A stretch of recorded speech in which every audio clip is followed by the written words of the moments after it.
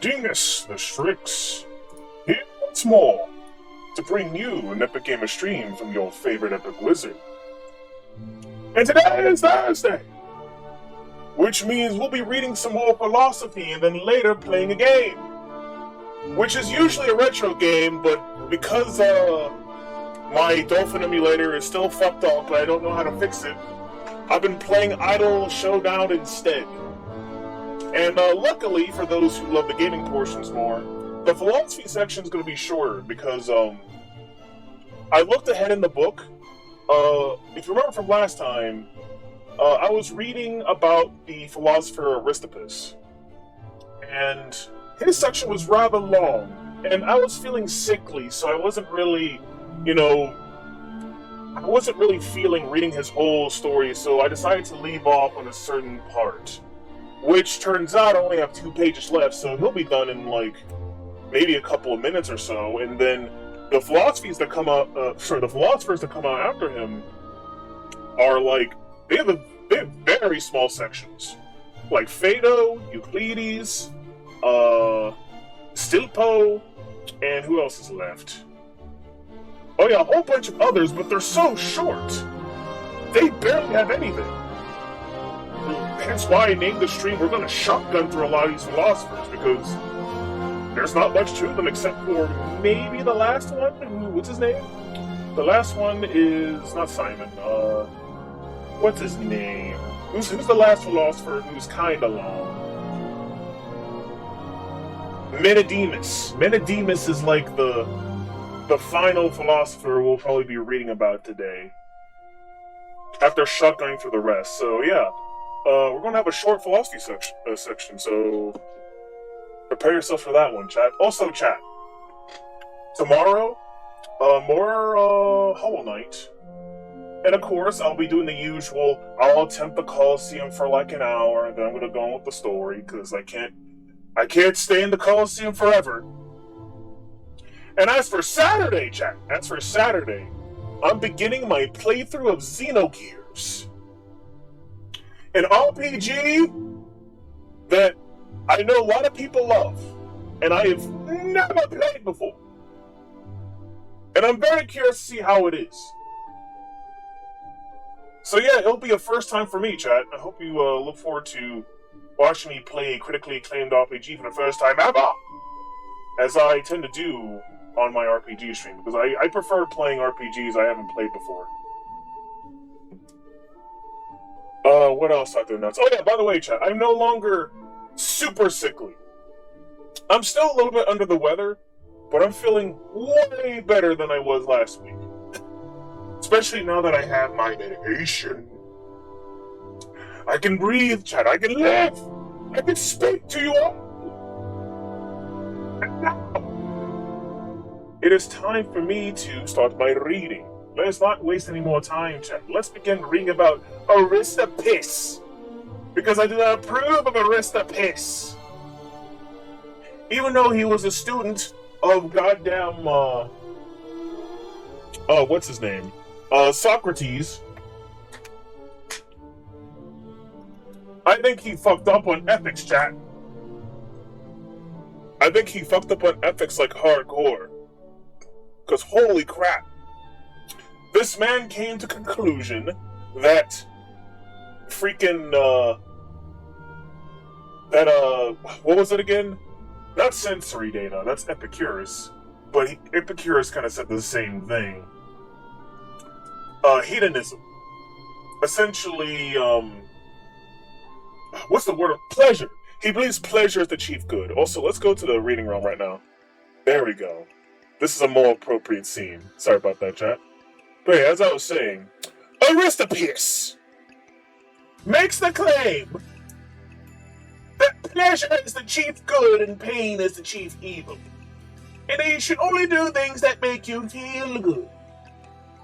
It's just pure hedonism, chat. This is what Aristippus prescribes to you. To be a virtuous man, you must engage in pleasure. And you must also avoid pain. Goddamn. It's shameful that such an absurd man was a student of the well-renowned Socrates. Well, it's just one bad egg, chat.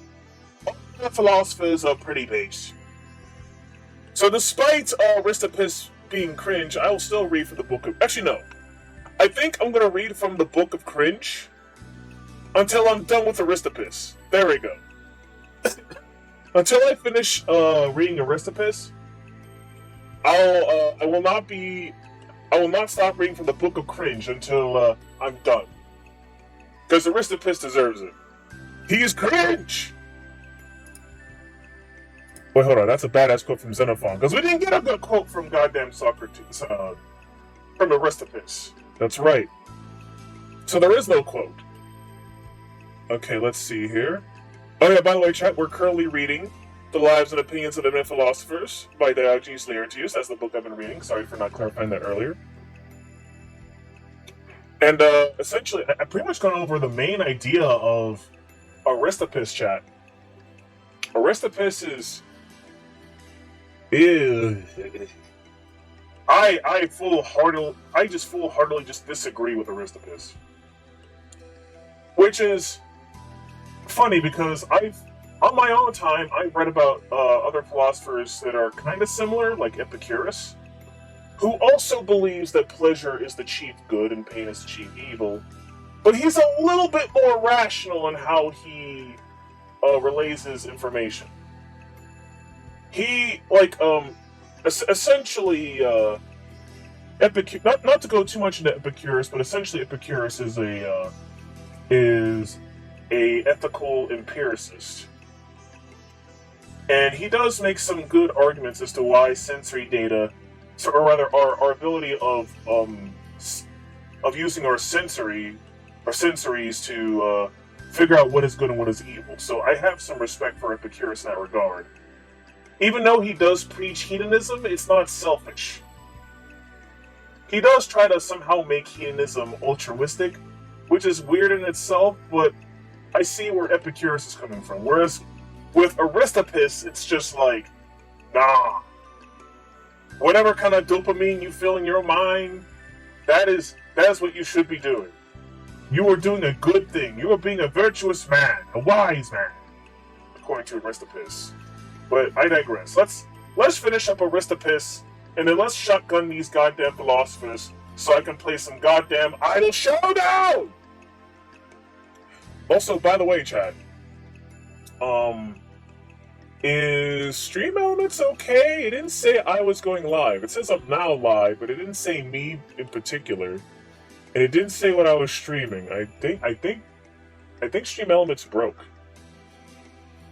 I don't know what's going on with that, but we're gonna ignore that, and we're going to begin our reading right now. So listen. Okay, chat. So just to do a little quick TLDR, what happened last time with Aristippus, more so than I already have. I essentially talked about his life and how people perceived of him. Most people thought he was a charlatan, to be honest. He was a very in-your-face man.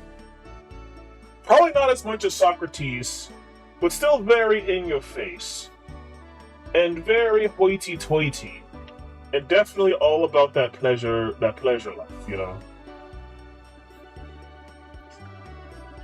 He also didn't like his son. For some reason, I don't know. He kept joking about selling his son into slavery or some shit. He also excused hoeness, which I immediately disapprove of. Aristippus likes hoes, confirmed. And, what else is here? I'm gonna make this shit quick. Oh yeah, I guess he founded his own school, the Cyreniacs, or the Chireniacs, however you want to pronounce that, which is the hedonism philosophy. And what else did he do? I think that's about it. That's about as much credit as I'm willing to give him. If you want to know more about what we talked about Aristippus last stream, you can watch my stream from last Thursday on this matter, because I don't want to go too deep into his philosophy again. It's pretty shit. It's just hedonism. That's about it, Chad. Aristippus' philosophy is hedonism. That's it. That is it. It's just hedonism. It's just hedonism. I fucking hate it. Now let me finish up this bastard. Melagia, in the second book in his treatise on opinions and Clitomachus, in the first book of his essay on sex, says that they thought natural philosophy and dialectics useless for the man who had learned to understand the question of good and evil, could speak with propriety, and was free from superstition, and escaped the fear of death, without either. They also taught that there was nothing naturally and intrinsically just, or honorable, or disgraceful, but that things were considered so because of law and fashion. The good man will do nothing out of the way because of the punishments which are imposed on him, and the discredit which is attached to such actions, and that the good man is a wise man. They admit, too, that there is such a thing as improvement in philosophy and in other good studies, and they say that one man feels grief more than another, and that the sensations are not always to be trusted as faithful What the fuck? Wait, what? Huh? Wait, are we still talking about Cyrenaics? Are we still talking about Cyrenaics? They don't think the sensations can always be trusted, but they're all about the sensations. What the hell? Whatever, I'm going to continue reading. But the philosophers who were called the Hegesychi, or Hegesisi, or how you pronounce that word, adopted the same chief goods, pleasure and pain. And they denied that there was any such thing as gratitude or friendship or beneficence, because we do not choose any of those things for their own sake, but on account of the use of which they are, and on account of these other things which cannot subsist without them. But they teach that complete happiness cannot possibly exist, for that the body is full of many sensations, and that the mind sympathizes with the body, and is troubled when that is troubled, and also that fortune prevents many things which eludes or grasp. Moreover, that both life and death are desirable. They also say that there is nothing naturally pleasant or unpleasant, but that owing to want or rarity or satiety, some men are pleased and some vexed, and that wealth and poverty have no influence at all on pleasure. For that rich men are not affected by pleasure in a different manner from poor men. In the same way they say that slavery and freedom are things indifferent, if measured by the standard of pleasure, and nobility and baseness of birth, and glory and infamy. They add that for the foolish man it is expedient to live, but to the wise man it is a matter of indifference, and that the wise man will do everything in his own sake, for that he will not consider anyone else of equal importance with himself. And he will see that if he were to obtain ever such great advantages from anyone else, they would not be equal to what he could himself bestow. They excluded the sensations, inasmuch as they had no certain knowledge about them, but they recommended the doing of everything which appeared consistent with reason. I highly doubt. I highly doubt the Cyrenaics cared about reason, but that's just not me. They asserted also that errors ought to meet with pardon, for that a man did not err intentionally, but because he was influenced by some external circumstance, and that one ought not to hate a person who has erred, but only to teach him better.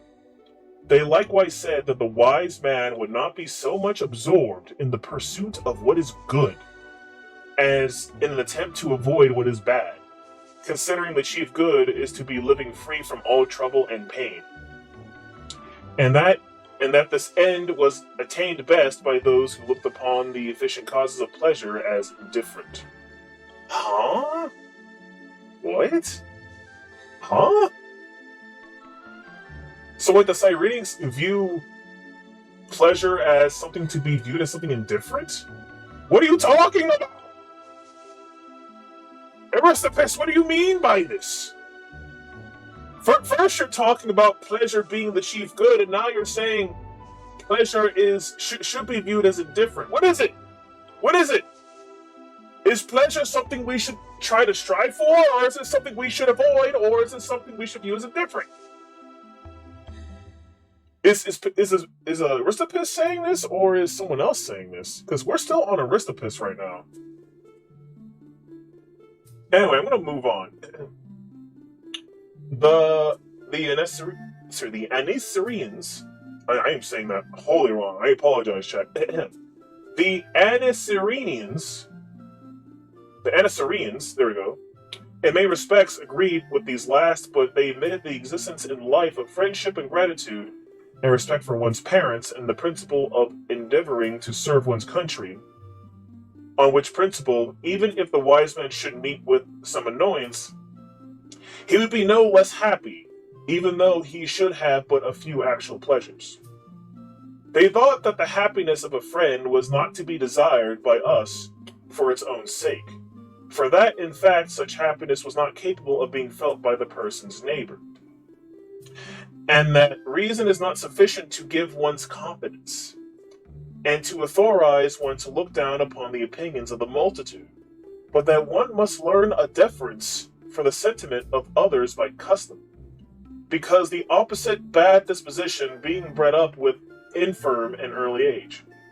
They also taught that one ought not to like friends solely on account of the advantage that they may derive from them, and not discard them when these hopes or advantages fail, but that we ought rather to cultivate them on account of one's natural feelings of benevolence, in compliance in which we ought also to encounter trouble for their sakes, so that though they consider pleasure the chief good and the privation of it an evil, still they think that a man ought voluntarily to submit to this deprivation out of his regard for his friend.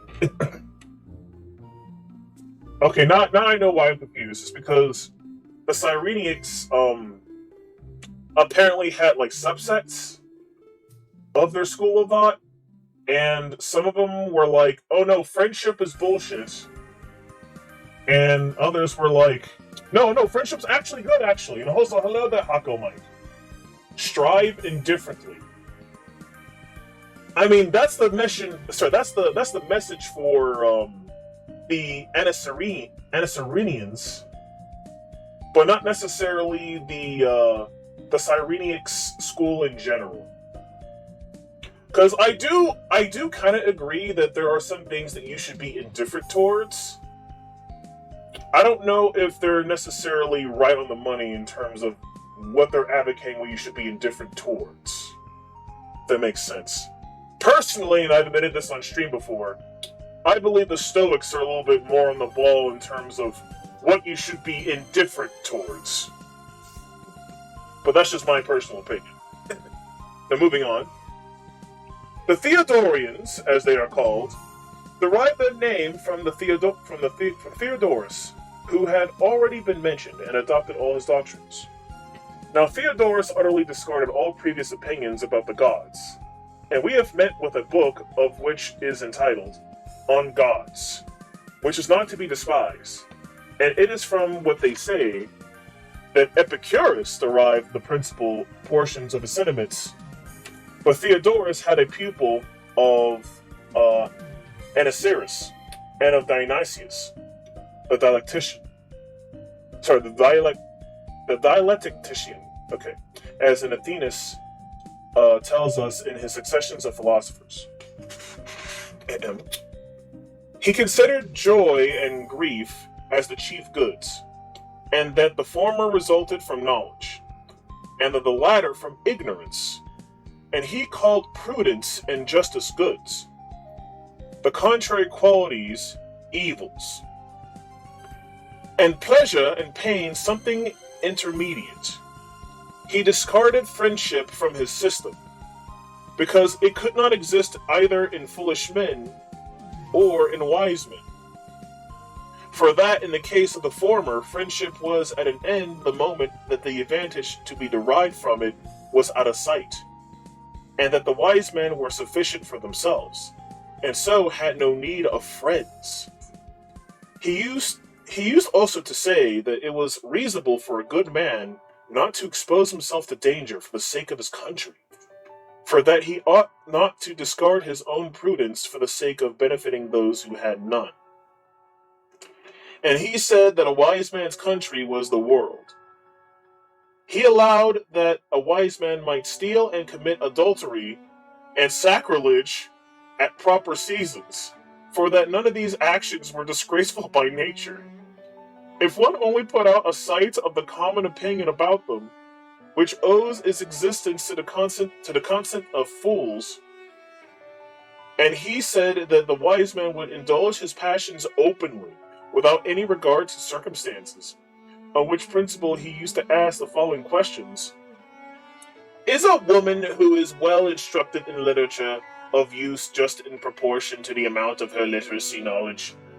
Yes, said the person questioned. And is a boy and is a youth useful in the proportion to his acquaintance with literature? Yes.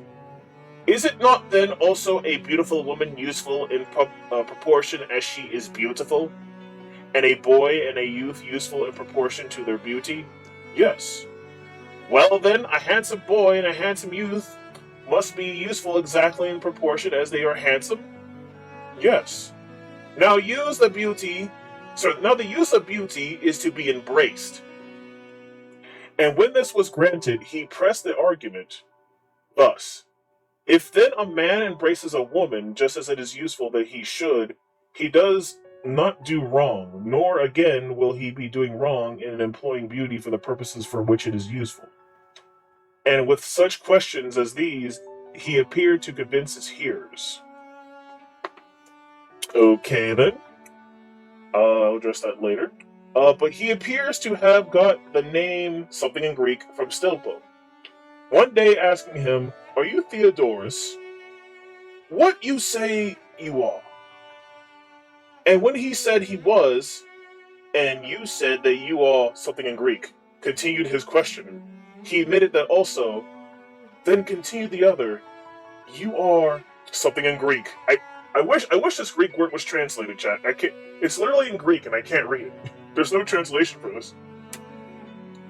And as he willingly received the title, the other laughed and said, but you, wretched man, according to this principle, you would also admit that you are a raven, or 100 other things.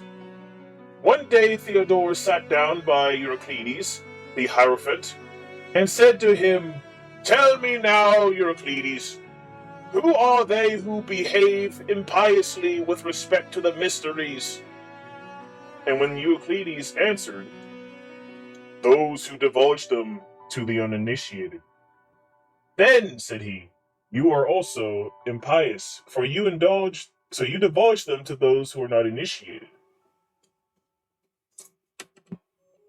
And indeed, he was very near being brought before the Areopagus if Demetrius of Phaleris had not saved him. But Amphicrates, in his essay on illustrious men, says that he was condemned to drink hemlock. How many more pages until we're done? Okay, we're on the last page of Aristippus. Okay, after I finish this page of Aristippus, chat, I'm going to go into discussion, and then we can talk about, I guess, the rest of Aristippus, and then we can just shotgun the other philosophers that are next. While he was staying at the court of Ptolemy, the son of Lagus, he was sent once by him to Lysimachus as an ambassador, and he was talking very freely. Lysimachus said to him, tell me, Theodorus, "Have not you been banished from Athens?" And he replied, "You have been rightly informed, for the city of the Athenians could not bear me, just as Semele could not bear Bacchus. And so we were both cast out." And when Lysimachus said again, "Take care that you do not come to me again." "I never will," he replied, "unless Ptolemy sends me." And as Mithras, the steward of Lysimachus, was present and said, "You appear to me to be the only person who ignores both gods and sovereigns." "How," rejoined Theodorus, "can you say that I ignore the gods when I look upon you as their enemy?" They also say that on one occasion he came to Corinth, bringing with him a great many disciples, and that Metrocles, the cynic, who was washing leeks, said to him, "You, who are a sophist, would not have wanted so many pupils if you had washed vegetables." And Theodorus, taking him up, replied, "And if you had known how to associate with men, you would not have cared about those vegetables." But this rejoinder, as I've said already, is attributed both to Diogenes and Aristippus. Such was Theodorus, and such were his circumstances and opinions. But at last he went away to Cyrene, and lived there with Megas, being treated by him with the greatest distinction. And when he was first driven away from Cyrene, he is reported to have said very pleasantly, you do wrong, O men of Cyrene, driving me from Africa to Greece." But there were 20 different people the same name of Theodorus.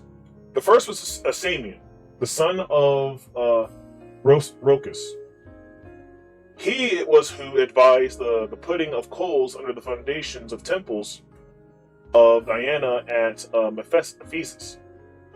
For as the ground was very swampy, he said that the coals, having got rid of their ligneous qualities, would retain their solidity in a way that could not be impaired by water. The second was a Cyrenian, a geometrician, and had Plato for one of his pupils. The third was a philosopher whom we have been describing. The fourth was an author who wrote a very remarkable treatise on art of exercising the voice. The fifth was a man who wrote the treatise on musical composers, beginning with Terpander. The sixth was a Stoic. The seventh was a historian of Rome. The eighth was a Syracusan, who wrote an essay on tactics. The ninth was a citizen of Byzantium, who was a political orator. The 10th was another orator who was mentioned by Aristotle in his Epitome of Orators. The 11th was a Theban, a statuary. The 12th was a painter who was mentioned by Polemo. The 13th was also a painter who was spoken of Menodotus. The 14th was an Ephesian, a painter mentioned by Theophanes in his essay on painting. The 15th was an epigrammic poet, and the 16th wrote an essay on poets. The 17th was a physician, a pupil of Athenaeus. The 18th was a Chian, a Stoic philosopher, and the 19th was a citizen of Miletus, another Stoic. And the 20th was a tragic poet. Wow, there's a lot of these guys. Holy shit. Anyway, chat, we're finally done with the Aristippus section. Finally. So let's discuss it. Let's discuss this right now. Okay, so where did I first begin? The stream Melodja. Honestly, it kind of seemed to shift away from Aristippus, because after we talked about Aristippus's general philosophy, it seemed to kind of segue into some of Aristippus's students, or at least people who had similar schools of thoughts to Aristippus, but had some points of contention that were a bit different. Because I noticed that a lot of them were kind of arguing whether or not the existence of friendship was important. Whether it be generally or for the wise man. And I don't know how I feel about friendship not being, viewed as something that is precious or at least integral to the human experience. I find that a little bit odd. What do you believe? What do you think, chat? What do you think about this? What else did they say that was kind of rather off? Something about gratitude also not being something that is indifferent, which I can kind of see the argument for. Well, no. I think people should be kind of grateful for things that they have and not worry about things they don't have. But their justification for it was... Let's see here. What was their justification? It's kind of hard for me to follow along, chat, because their chief good is pleasure. And for a philosophy that believes that the chief good is pleasure, you would think that they would believe in such things such as, well, altruism, right? Isn't altruism the feeling of like goodness from doing good acts or something? Or is it more so just a practice? I can't remember if altruism is the feeling you get or if it's just the act. Hold on, let me look that up real quick. Is it the act or is it the feeling of the act? Okay, so it's just the act, never mind. It's just the act, it's not the feeling of the act. Though I do believe last stream, and by last stream I mean last Thursday, there was mentioning of altruism not being as highly valued by the Cyrenaics. Because of the wise man delivering more value to himself than anything else. Did I hear that correctly? Yes, you did. Yes, you did, Hako Mike. Because the Cyrenaics, according to the Cyrenaic philosophy, all that really matters is hedonism. What makes you feel good is the right thing to do. According to core Cyrenaic philosophy. Now, if you follow me on Minds or Twitter, you probably saw a post of mine by saying that Aristippus and his school are foolish, and I full-heartedly believe they are foolish. There's a reason why I'm reading the Book of Cringe right now. I mean, goddamn, at least Epicurus. At least Epicurus doesn't deny doing good for others, which is a no-brainer. Even though Epicurus also believes that pleasure is the chief good, like he believes in hedonism, but he also believes that, you know, helping other people feel good too is something a good person would do. Whereas the Cyrenaics are just like, nope, it's just for you. It's just for you. Everyone else's feelings are indifferent. You should be indifferent to their feelings. They do not matter. All you need to do is just seek pleasure and avoid pain, and you are being a good person. According to Cyrenaic philosophy. I do not like the Cyrenaics at all. I have some critiques of Epicurism, but you know what? There are some rational things about Epicurism that I can get behind.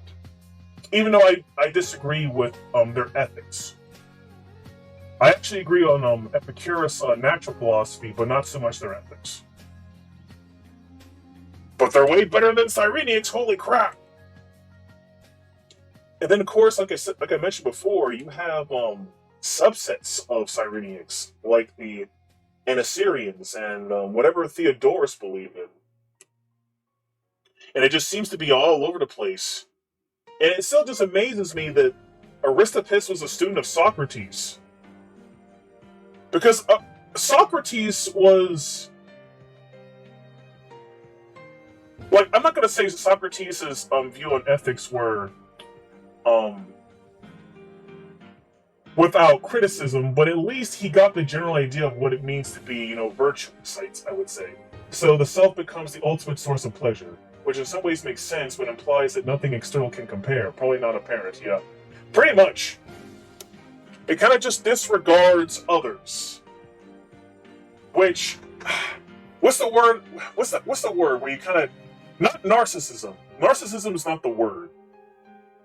There's another word I'm thinking of. I think it's solipsism? Solipsism. Solipsism? Is that the word? Solipsism. Hold on, let me look up solipsism real quick, chaps. I think the word I'm thinking of is solipsism. Solipsism. Solipsism. Is that the word I'm thinking of? Yeah, the philosophical idea that only one's mind is sure to. Okay, no. So it's not exactly solipsism, but it's kind of like solipsism, where you kind of acknowledge that only your mind exists. But I guess in the Cyrenian case, it's more so the others don't necessarily matter as much as yours do. Which, no, I'm sorry, Aristippus, but I think you were a failure of a student of Socrates, because Socrates had many great students. He had Xenophon, and he had Plato, and probably many others. But then he has Aristippus, that no one really likes. And for good reason. But anyway, I'm kind of done talking about Aristippus, honestly, Chad. I kind of want to move on from him. I kind of want to start shotgunning these other philosophers, because like I mentioned before, the next philosophers that are up next, they all have very, very short sections. They're so short, we're barely going to know anything about them. Like, I kid you not, a lot of these are just paragraphs, or maybe, if they're lucky, one page. Like, next is Phaedo, and Phaedo is literally a couple of paragraphs. And then Euclides after him is like a page. And then Stilpo is also like a page. And then Crito and Simon are also like little paragraphs. So I don't know how we're going to, I guess, divvy up the discussion about them. I guess if something sticks out to me or something sticks out to you, chat, we can hone in on a particular philosopher that's about to come up. So, unless you have anything to say right now, I'm going to move on to Phaedo right now. So, chat, it's time to listen. All from the Book of Cringe, or better, maybe. I mean, I only say it's the Book of Cringe whenever it's an idea I personally disagree with. Like, full stop. I'm not going to say, like, every idea that I don't believe in is cringe. I just think that certain ones, such as Cyrenic philosophy, are cringe whenever it's just something that's a little bit out of line, such as pleasure is the ultimate good and hedonism is the way to live life. Generally, I'm very respectful, and I'm just like, you know what? I may disagree with it, but you know what? This is still in the Book of Based, which I'm switching to it right now, the Book of Based. Because we're no longer talking about Aristippus. We're going to Phaedo now. And to start off with Phaedo, it says, Phaedo the Elean of the Eupatridi was taken prisoner at the time of subjugation of his country, and was compelled to submit to the vilest treatment. But while he was standing in the street, shutting the door, he met with Socrates, who desired Alcibiades, or as some say Crito, to ransom him. And after that time, he studied philosophy, became a free man. But Hieronymus, in his essay on suspending one's judgment, calls him a slave. And he wrote dialogues, of which we have genuine copies, by name. Zopyrus, Simon, Nicias, but the genuineness of this one is disputed, Medius, which some people attribute to Achilles, and others to Polynaeus, Antimachus, and the elders. This too is disputed one. The Scythian discourses, and these too some attribute to Achilles. But his successor was Pleistanus of Elis, and the next in succession to him were Menedemus of Eretria, and Lysipedes of Philus, who came over from Stilpo, and down to the age of these last, they were called the Eleaic school. But at that time of Menedemus, they were called the Eretrians. And we will speak of Menedemus hereafter, because he was the founder of the new sect. And that is all of Phaedo, chat. See what I mean by this was incredibly short? That was all the life of Phaedo. And there's a lot of these philosophers near the end of book 2 that are like this. I don't know what to discuss about Phaedo. It just kind of seemed like a footnote, honestly, so I'm just going to move on. Life of Euclides. Euclides was a native of Megara, on the Isthmus, or of Gela, according to some writers, whose statement is mentioned by Alexander in his Successions. He devoted himself to the study of the writings of Parmenides, and his successors were called the philosophers of the Megaric school. After they were called the contentious school, and still later the dialecticians, which name was first given to them by Dionysius the Carthaginian, because they carried on their investigations by question and answer. Hermodorus says that after the death of Socrates, Plato and the other philosophers came to Euclides, because they feared the cruelty of the tyrants. Mostly harmless. He used to teach that the chief good is unity, but that it is known by several names, for at one time people call it prudence, and another time God, at another time intellect, and so on. But everything which was contrary to good he discarded, denying its existence, and the proofs which he used to bring forward to support his arguments were not those which proceed on assumptions, but on conclusions. He also rejected all the sort of reasoning which proceeds on comparison, saying that it must be founded either on things which are like or on things which are unlike. If on things which are like, then it is better to reason about these things themselves than about those which resemble them. And if on things which are unlike, then the comparison is quite useless. And on this account, Timon uses the following language concerning him, where he also attacks all the other philosophers of the Socratic school. Hello there, Fear Goblin. Nice to see you here. Unless, of course, Twitch is not working, which I don't know if Twitch is not working or not. I know for some reason Stream Elements is not displaying things properly on Twitch, maybe? I'm not sure. But nice to see you, Fear Goblin. Now, where was I?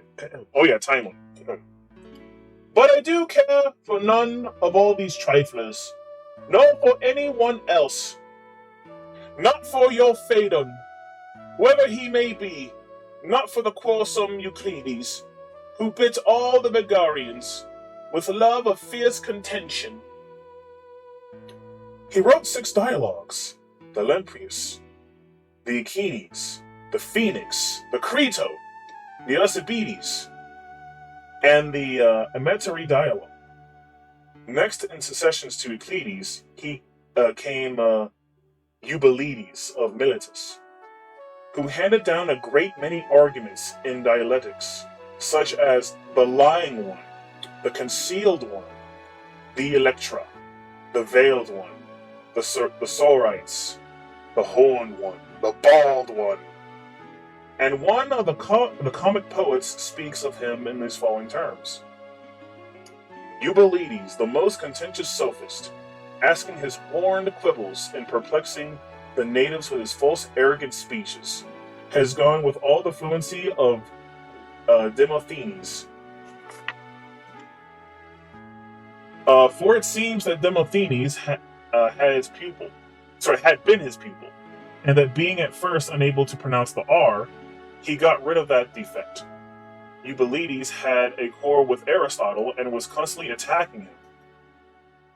Among the different people who succeeded Eubulides was Alexinus of Elis, a man very fond of argument, on which account he was nicknamed, goddammit, something in Greek. A lot of villain names here. Yeah, right, Helco Mike? There's a lot of philosophers like to talk shit, I noticed. More specifically, the ones that came after Socrates. Something happened after Socrates. When philosophers got more into ethics, there was a lot of shit talking. The natural philosophers were way more chill in comparison. Like the guys who were more so just obsessed with like, how does our world work? They were just more on the ball with like, is fire the origin of life, or is it water, or maybe it's air? I wonder what it could be. Then one guy has a theory about atoms and whatnot.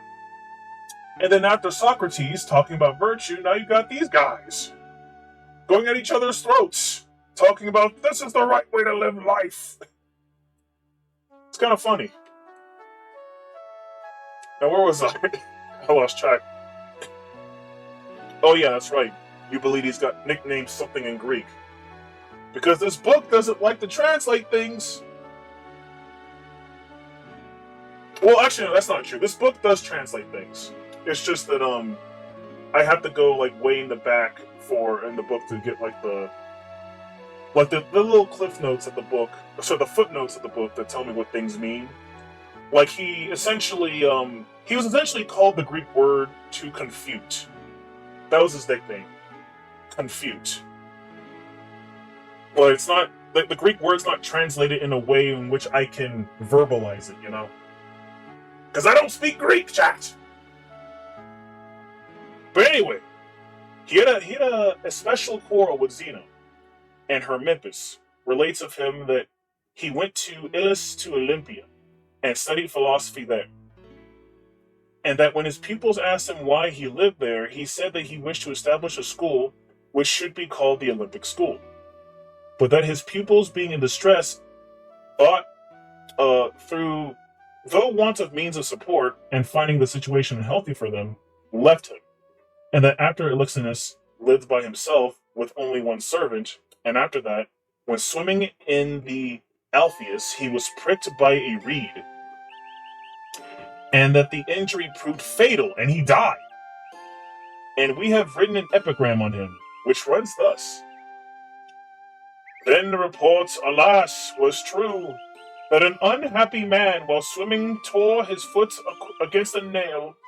For the illustrious sage, good Alexinus, swimming in the Alpheus, died from a hostile reed.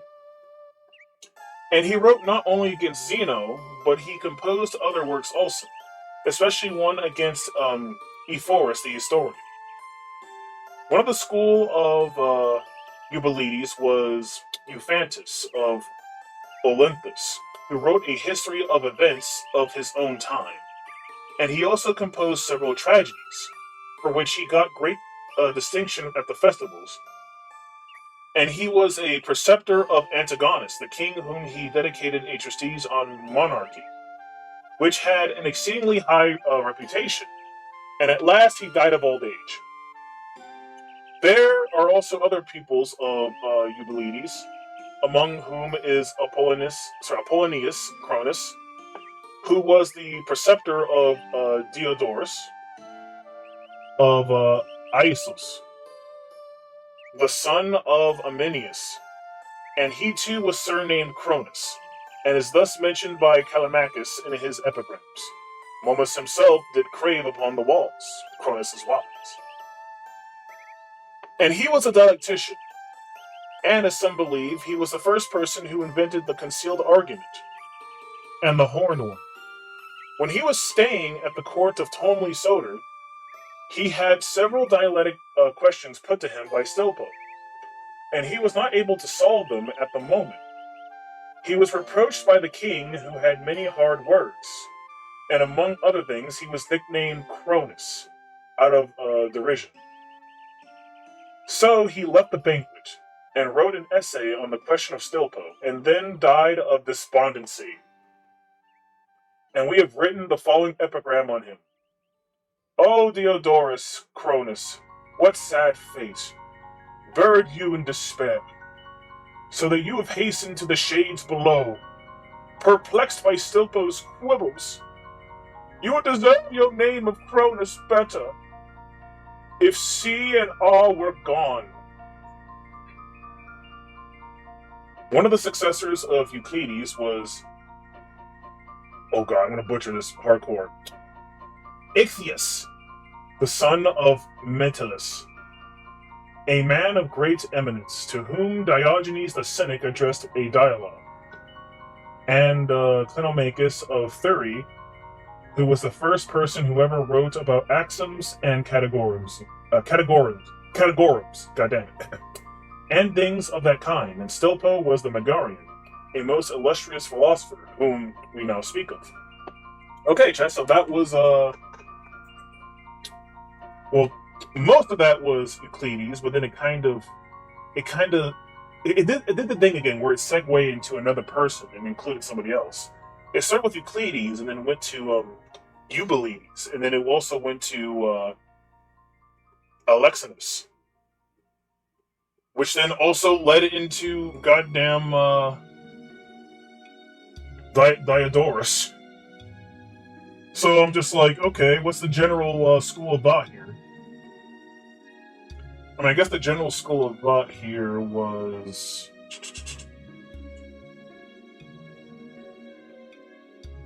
I guess how to argument, or am I missing that? Am I missing that up? Am I misinterpreting this? Hold on for a second. Let me just quick read this one more time. Sometimes I'm just in like the zone reading, and I might forget certain things that were said, even though I just read them aloud. I have a dumb brain, I know, chat, but I'm trying to fix it by jamming it with philosophical sayings and whatnot. Okay, let's see. The Plato. Yeah, it mostly just talks about dialectics for the most part, and how to argue. That seems to be the main takeaway from it.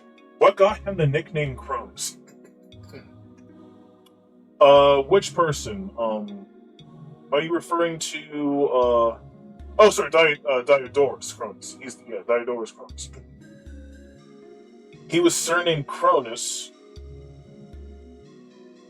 because... Does it say? Wait, does it actually say? Hold on. Two surnamed Cronus. Oh, wait, hold on. I think... Would that be like ironically calling someone Sherlock? Perhaps. But I think there's actually a good reason as to why he's called Cronus. Eubulides among them. Because Eubulides had another student named Apollonius Cronus, who was the preceptor of Diodorus, the son of Amminus. Okay, I think it just happened to be so that Diodorus' last name was also Cronus. But he's not in any way, shape, or form related to Apollonius or Apollonius. Thought it was a failure that caused it. No, I think that's just his actual name. Oh wait, hold on. Oh no, you're right. You are correct. He was nicknamed Cronus out of derision. Sorry. That is why he was surnamed Cronus.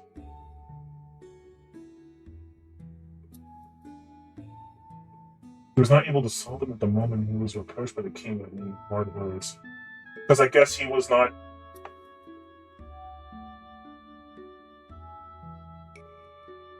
I'm sorry, chat. I'm like hardcore reading right now. Wait a minute, what the hell? So he was nicknamed Cronus because he had a tough time solving the dialectic questions that Stilpo gave him. If I'm reading this correctly.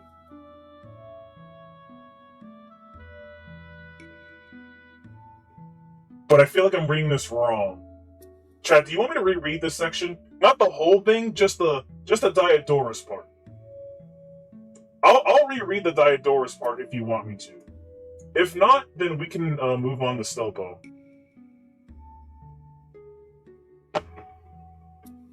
Okay, let's see here.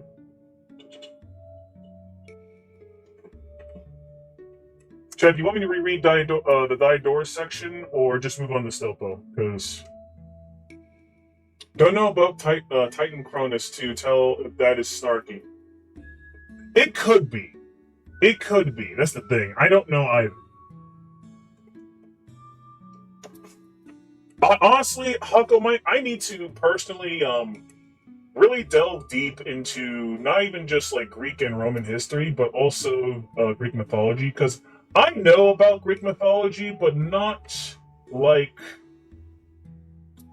I'm not like fully well versed in it. Like I know some prominent figures in it, but there are definitely a lot more people who know more about Greek mythologies more so than I do. I know like general stories. Anyway, I'm gonna move on to Stilpo now. Life of Stilpo. Stilpo, a native of Megara in Greece, was a pupil of some of Euclides' school, but some say that he was a pupil of Euclides himself, and also of Thrasymachus, the Corinthian, who was a friend of Ethias, as Heraclitus informs us. And he was so much superior to all his fellows in command of words and acuteness, that it may almost be said that all Greece fixed his eyes upon him, and joined the Megaric school. And concerning him, Philippus of Megara speaks thus, word for word. For he carried off from Theophratus, Metrodorus the speculative philosopher, and Timagoras of Gela, and Aristotle the Cyrenaic. He robbed of Clitarchus and Simmias, and from the dialecticians' school he also won men over, carrying off Peonius from Aristippus, and Delphius of Bophorus to him to argue. I skipped the line. Delphius of Bophorus from Euphantus, and also Myrmex of Venetis, who had both come to him to argue against him, but they became converts and his disciples. And besides these men, he attracted to his school Phrasidemus the Peripatetic, a natural philosopher of great ability, and Alcimus the rhetorician, the most eminent orator in all Greece at the time, and he had won over Crates, and great numbers of others, and among them Zeno the Phoenician. And he was very fond of the studies of politics. And he was married, but he lived also with a courtesan named Nicaridi, or Nisaridi. And Onator tells us someone. And he had a licentious daughter, who was married to a friend of his named Simmias, a citizen of Syracuse. And as she would not live in an orderly manner, someone told Stilpo that she was a disgrace to him. But he said, "She is not more disgrace to me than I am an honor to her." Tonley Soter, it is said, received him with great honor. And when he had made himself master of Megara, he gave him money and invited him to sail to Egypt. But he accepted only a moderate sum of money and declined the journey proposed to him, but went over to Aegina until Ptolemy had sailed. Also, when Demetrius, the son of Antigonus, had taken Megara, he ordered Stilpo's house to be saved, and took care that everything had been plundered from him should be restored to him. But when he wished Stilpo to give him in a list of all that he had lost, he said that he had lost nothing of his own, for that no one had taken from him his learning, and that he still has his eloquence and his knowledge. And he conversed with Demetrius on the subject of doing good to men with such power, and that he became a zealous hearer of his. They say that he once put a question as this to a man, about the Minerva of Phidias. Is Minerva the goddess the daughter of Jupiter? And when the other said yes, but this, said he, is not the child of Jupiter, but of Phidias. And when he agreed that it was so, then this, he continued, is not a god. And when he was brought before Areopagus for his speech, he did not deny it, but maintained that he had spoken correctly, for that she was not a god, something in Greek, but a goddess, something in Greek, for that gods were the male sex only. However, the judges of Areopagus ordered him to leave the city. And on this occasion, Theodorus, who was nicknamed something in Greek, said in derision, "Whence did Stilpo learn this? And how could he tell whether she was a god or a goddess?" But Theodorus was in truth a most impudent fellow. But Stilpo was a most witty and elegant-minded man. Accordingly, when Crates asked him if the gods delighted in adoration and prayer, they say that he answered, "Do not ask these questions, you foolish man, in the road, but in private."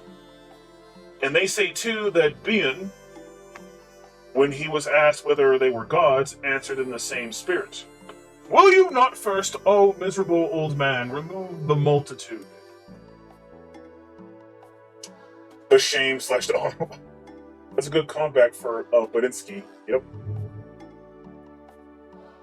I also gotta say, just real quick, I really like the fact that Bilbo said this. He said, wait, where's the line? Hold on, I want to read verbatim what he said.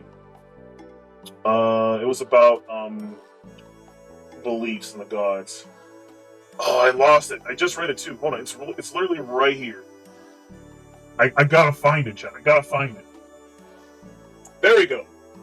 Okay, so when someone asked him, how can you tell when so-and-so is a god or a goddess, he said, "Don't ask these questions, foolish man, but ask it in private." I don't know about you guys, chat, but I think that reads as, and I could just be inferring something onto him, but I think Stilpo is trying to say that whatever you practice in terms of belief should, for the most part, be private.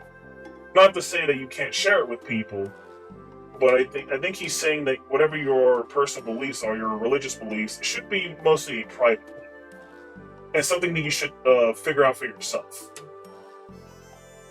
Which, if that's what he's saying, I do agree.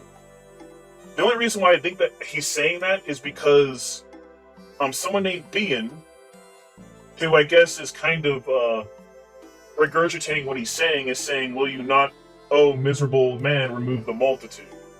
As in, don't worry about everyone else's opinions on your personal beliefs. Figure out what your personal beliefs are first. Which I think that's words of wisdom, honestly. Anyway, moving on with the reading. But Stilpo was a man of simple character. To ask those questions in private means you are truly contemplating them. Exactly. Sometimes people need to, actually think for themselves for once. Think about what something is first, and, maybe occasionally, you should, ask other people what their ideas are on a certain thing. Think about it and contemplate on your own. Don't just blindly accept what other people say. Think about things on your own, come to your own conclusions. Those are wise words. But Stilpo was a man of simple character, and free from all trick and humbug, and universally affable. Accordingly, when Crates, the cynic, once refused to answer a question that he had put onto him, and only insulted his questioner, "I knew," said Stilpo, "that he would say anything rather than what he ought." And once he put a question to him, and offered him a fig at the same time, so he took the fig and ate it, and which Crates said, "Oh, Hercules, I have lost my fig." "Not only that," he replied, "but you have lost your question too, of which the fig was the pledge." At another time, he saw Crates shivering in the winter, and said to him, "Crates, you seem to me you want a new dress," meaning both a new mind and a new garment. And Crates, feeling ashamed, answered him in the following parody: "There, Stilpo too, through the Megarian bonds, pours out deep groans where Typhon's voice resounds. And there oft doth argue while at school, of eager pupils owns his subtle rule, and virtue's name with eager chase pursues. And it is said that at Athens, he attracted all the citizens to such a degree that they used to run from their workshops to look at him.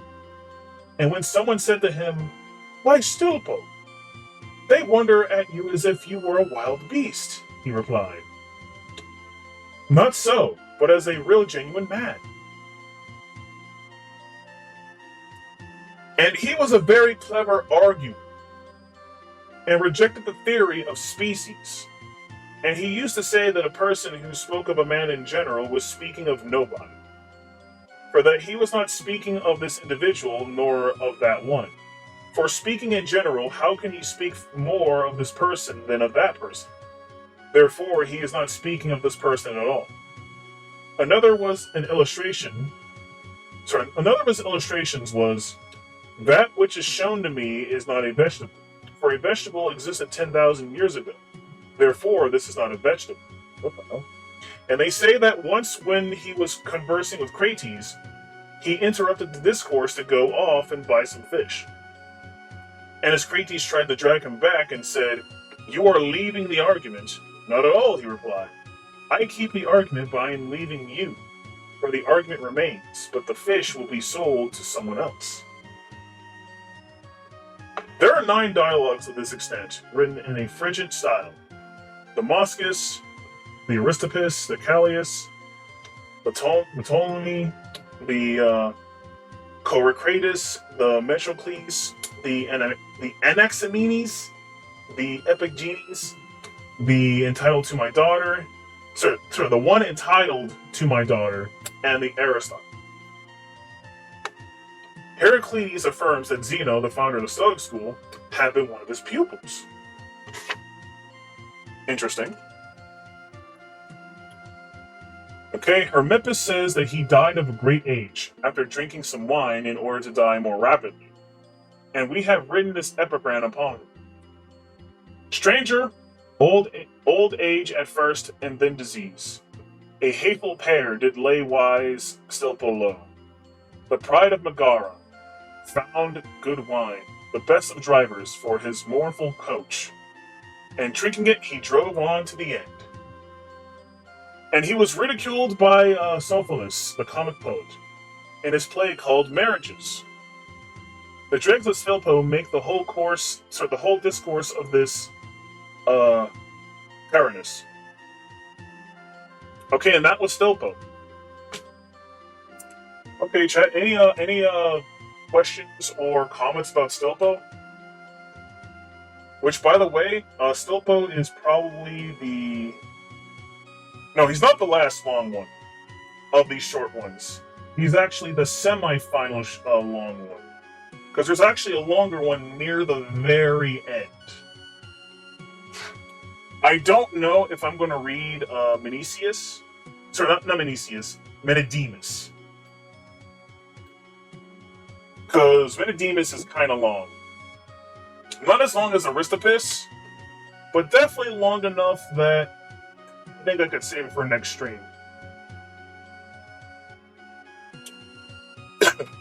However, Crito and the ones after are incredibly short. This is where the real shotgunning starts, chat, just so you know. These seem like they get more greatest quips as they go on, right? I mean, like I mentioned before, Hako Might, the very first philosophers in his book, which were the, I guess you would call them, the 7 wise men, or the original wise men, were a little bit more chill. And even the Ionian school were pretty chill, because the Ionians, they mostly focused on the world. They weren't really focused on telling you what you ought to do with your life. And I don't know what it is, but I guess when you tell people what they ought to do, there comes a little bit of, not necessarily animosity, but Some philosophers get a little bit disrespectful, and it's pretty funny. I gotta say, it's pretty funny. Oh god, I'm coughing again. Well, I did say that I'm still a little bit sick, but I am getting better. Definitely better than when I was last time. But yes, it's all about those clips, Hako Mike. These philosophers love to talk shit about each other. Though it does seem like Stilpo and Krates, they seem to be more... How do I put it? I don't think they were enemies. I think they were more frenemies. That's kind of the vibe I'm getting from these two. Like, they give each other shit because they don't agree with each other, but they like challenging each other. That's kind of what I'm getting from this book. Anyway, chat. That was a small discussion in regards to Stilpo. Yeah, I'm going to shotgun this now. And then we're going to leave off on Menedemus for next week. Time to shotgun! Starting with Crito.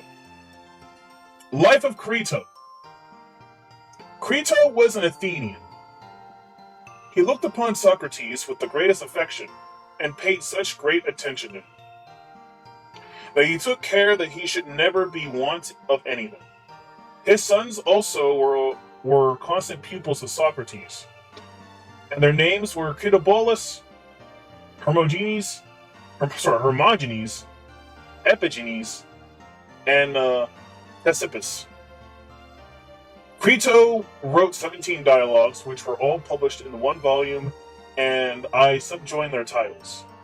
That men were not made good by teaching on superfluity, what is suitable, or the statesman, on the honorable, on doing ill, on good government, on law, on divine beings, on art, on society, Protagoras, or the statesman, on letters, on political science, on political science, on the honorable, on learning, on knowledge, and on science, and what knowledge is.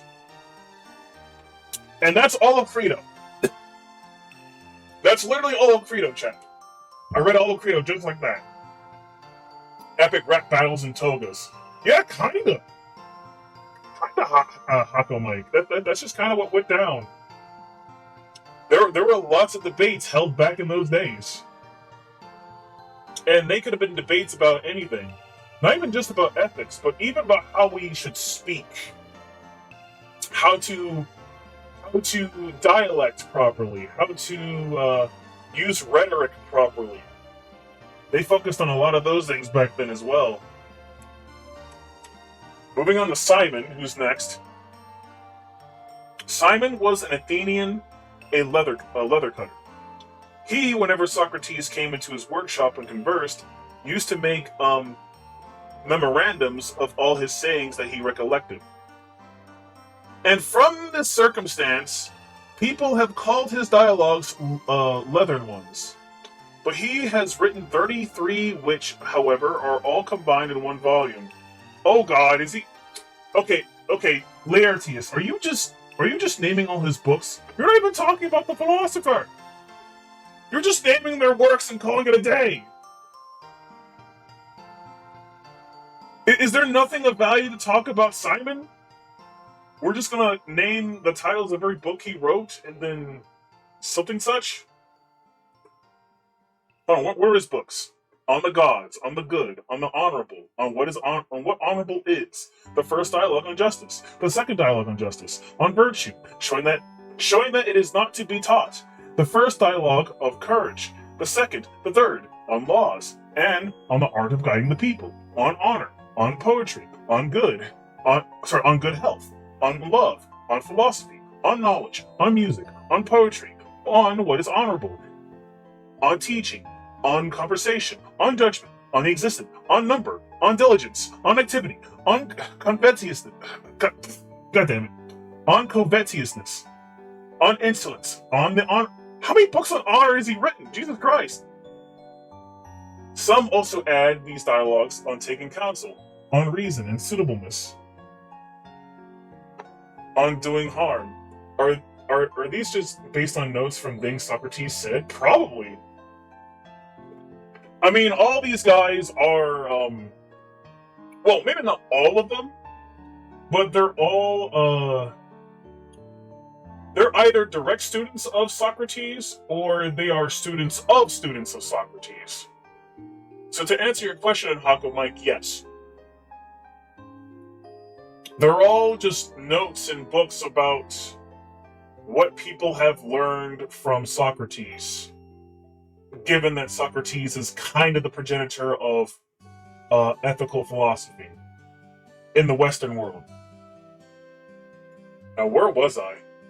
Oh yeah, he is, as some people say, the first writer who reduced the conversations of Socrates into the form of dialogues.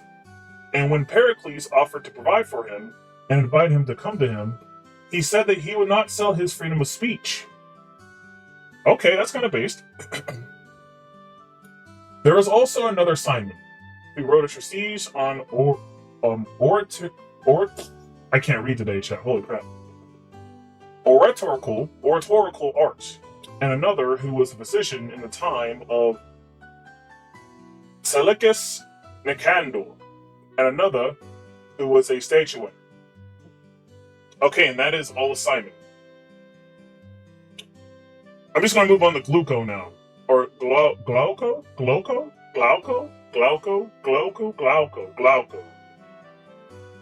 Chat, I said this in many other reading streams. Forgive me if I butcher these Greek names. Holy crap, I can't pronounce these Greek names to save my life. Unless I heard their names actually pronounced before, I'm not going to say them right. Oh man. Life of Glauco. Glauco was an Athenian, and there were 9 dialogues of this extent, which all are contained in one volume. The Philus, the Euripides, the Amynthicius, the Euthius, the Lythides, the Aristophanes, the Cephalus, the Anaxiphemus, the Mexene, the Menexenus, and there are 32 others which go under his name, but they are spurious. God damn it! Just that, once again, Diogenes Laertius, this is all you can find of this man. We find a philosopher who wrote books. Here are his books, that's all. Nothing else. I kind of feel bad for them, Jen. I mean, at least their works are being mentioned, but is there nothing else to say about them? Is there nothing else to say about their character, how they lived, or what they think, how one should live life? Nothing. Just read the books, I guess, if these books even survived. Because, a lot of books from ancient Greece don't survive, Chad. We're lucky to have a lot of the books that we even got right now. A lot of them didn't make it, which is very unfortunate, because there's definitely wisdom from the past that we can definitely utilize today. Anyway, moving on to Simmias. Simmias was a Theban, and there are 23 dialogues of his extent contained in one single. God damn it! It's another listing of books on wisdom, on ratiocination, on music, on verses, on fortitude, on philosophy, on truth, on letters, on teaching, on art, on government, on what becoming, on what is eligible, on what is proper to be avoided, on a friend, on knowledge, on the soul, on living will, on what is possible, on money, on life, what is honorable, on industry and love. And that's Simmias. God damn it. Wow, we are actually almost done. Here's the final philosopher, chat, and this is probably chat. This is probably the shortest section for a philosopher I've seen in this entire book. Life of Cebes. Cebes was a Theban, and there are 3 dialogues of this extent: the Tablet, the 7th, and the Phrynicus. Done. We're done with them. That's it. That's all that can be said about him. What the fuck? That was barely anything. This man had 2 senses. Who the fuck is Cebes? Who the fuck is Cebes? I don't know who Cebes is. He only had 2 senses. All I have is he wrote 3 books. That's not enough information. Come on now. Also, hello there, Matt Locust Rising. How are you doing today? But he only had 3 books. There's got to be more to this than just he wrote some books. Come on, Diogenes Laertius. Is this all the information you could fucking muster? Dude, there's probably some hidden gems in a lot of these philosophers that we don't know about because goddamn Diogenes Laertius didn't get them. Granted, I guess the whole point of this book is not necessarily to read us those books, but at least to give us a general idea what they're about or what the philosopher may have believed or lived. Because literally all he has is, oh yeah, these guys wrote some books. That's why they have the shortest section. Are they just that unremarkable? Are they just that unremarkable that we just don't give a shit about them? I'm not saying that, every person in history has to be remarkable. Actually, no. That's dumb. If you made it into history, you must have been remarkable in some way. So no, I reject what I just said earlier. Yeah, if you're in history, in some form or fashion, you must have done something somewhat remarkable to even be remembered for a long period of time. Who the hell is Simon? Who the hell is Crito? Who the hell is Glauco? Who the hell is Cybes? Who's Cebes? Do we not care about these guys? We care enough to mention them. But who are they as people? How did they live? What were they trying to espouse to others? I need more info! When was Laertius' book written? Oh, that's a good question, Hako Mike. I actually don't know. Was that in the preface? Was that information in the preface? It may have been in the preface. What year was... Not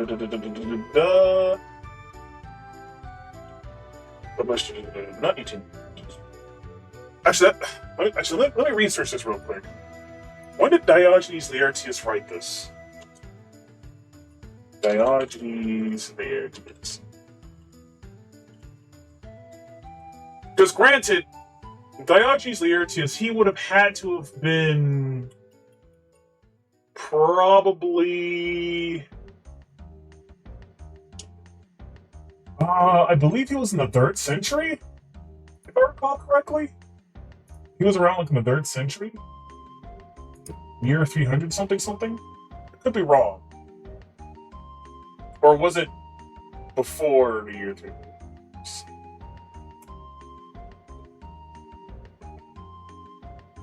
Okay, so I'm researching online a little bit. He existed sometime, or at least he published a book sometime in the 3rd century. So that's approximately how old he is. So obviously, Laertius wasn't really, around during those ancient Greek times, or hell, even ancient Roman times, possibly. But actually, maybe he may have been around Roman time. I'm not sure, but he's still early on in history enough to where he probably could have had access to those works of the philosophers. He's mentioning the works right now. So the issue isn't necessarily the works themselves. It's more so, I guess, getting any information about who they were as people. Which, he managed to get information about Thales, of all people. And Thales is old as fuck. Thales is like one of the oldest philosophers we know. If not the oldest philosopher that we know of.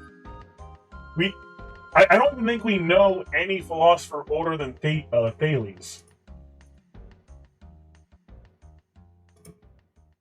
Unless there's a philosopher that I don't know about, or a philosopher I do know about, that I'm just messing up the chronological order in which these philosophers existed. Actually, what was if I type in oldest philosophers? What will I find? Oldest philosopher, we'll say. Who is the oldest philosopher? It's gonna be Thales, right? Yeah, it's Thales. Yeah, Thales. Thales is the first philosopher that we know about. Hell, he could have potentially been the first philosopher. But it had been long enough that maybe some of the details have been lost. You know what? That's also true, Hako Mike. We don't really know exactly what went down way back when. Some crazy shit must have happened way back then. That, maybe there were like religious attacks where, libraries were attacked with all this knowledge and they were destroyed or book burned and works were lost forever. That stuff definitely happened way back when. Like, who knows what the circumstances were that made a lot of people's works lost. But it is what it is, chat. It is what it is. And also, chat, like I promised, I'm not going to read Metademus today. I'm going to save Metademus for next Thursday, or potentially next Wednesday, depending on how I get things going with my streams. And then we're going to read Metademus and then Plato. Yeah. Oh, yeah. Yeah, we're definitely reading Metademus next week. This is long as fuck. I want to play Ido Showdown now, chat. Let's get to playing Ido Showdown. So I'm going to bookmark this. There you go, chat. We shotgunned through a lot of philosophers because they barely had anything to say. Or if they did, not much was written about them. This was a ton of fun, but I gotta go. Thanks. Well, thank you for showing up, Hako Mike. I hope to see you again some other time. Anyway, chat, it's time to play some Ido Showdown! After the break, of course. Give me a little bit, like a 5-minute break, and then we'll get to playing some Ido Showdown, playing some Hololive Throwdown, if you will. Anyway, BLB, chat, BLB!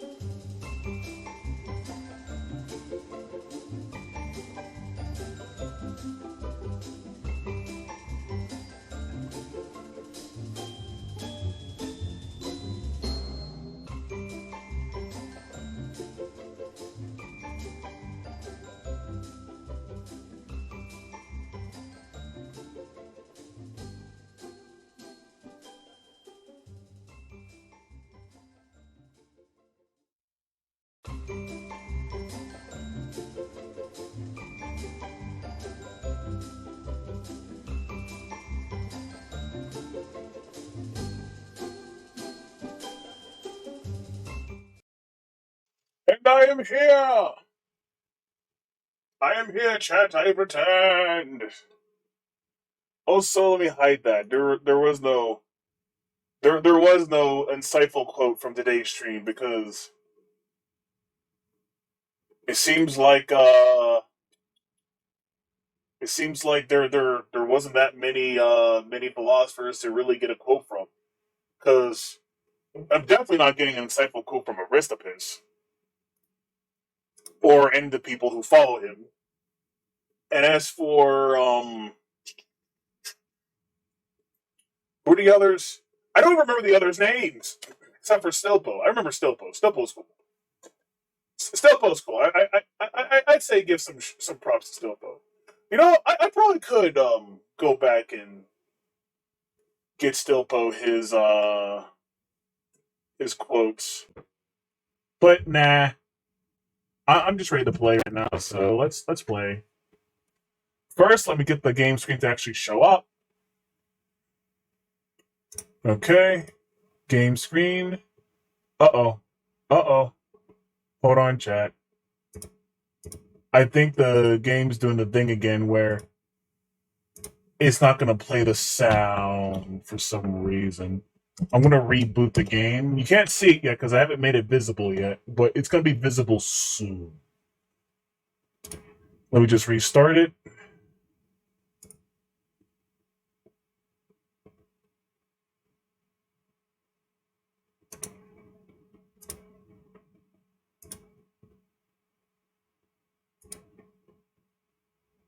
Wait, is the game restarting? What the hell? Oh, okay, so it restarted. Is there sound? Is there anything? Okay, you should hear it. Okay, it kind of turned off, but it'll turn back on the moment I go to it. Now let me just. There we go, and show yourself, damn it! Show it! There we go. Did the sound go away again? What the hell? Hold on, chat. Let me do this one more time.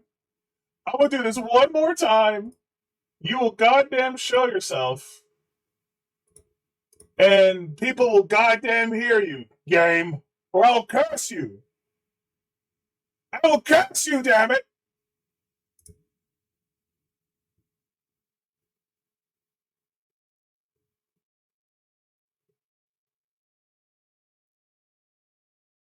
Okay.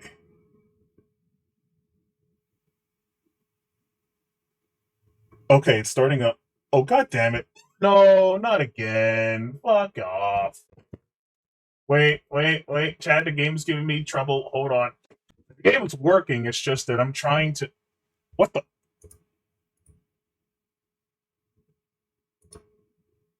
Why is it not playing any sound? Why is there no sound? We need to hear our idols, chat. We need to hear the idols. Okay, let's try one more time. I think this will be it. I apologize for the scuff, but I'm eternally cursed by the scuff lords. So there's always some type of scuff every stream. It's unavoidable. It's unavoidable, chat. Unavoidable. Nothing can be done about it except for fighting back.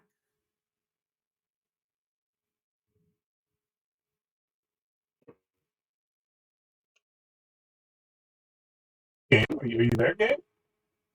Game?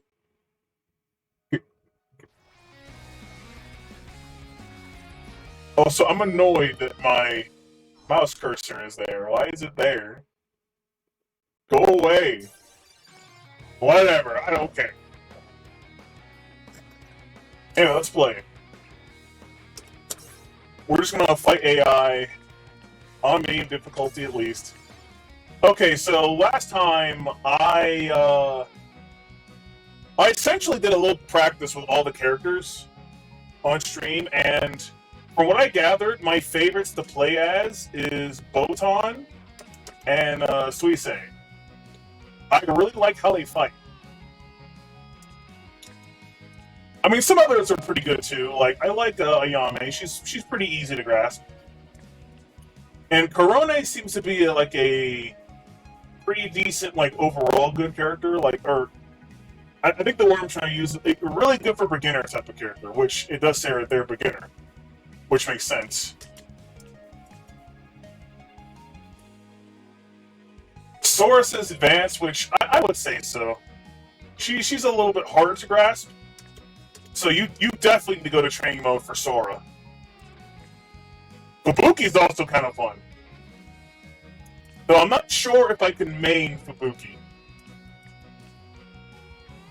And Coco's just command grab. She's just command grab. But anyway, we're gonna be a Botan. What's her ults? Costume locked. Okay. We'll go with default. Who's a good collabor for Botan? I don't know. Also, hello there, Schma. Thanks for showing up today. How are you doing today, Schma? Anyway, who would be a good... So far, so good. Well, that's good. You know, I'm going to go through all of the collabors and see which one I like best. I'll go with Mio first. That character is kawaii. You like Botan, huh?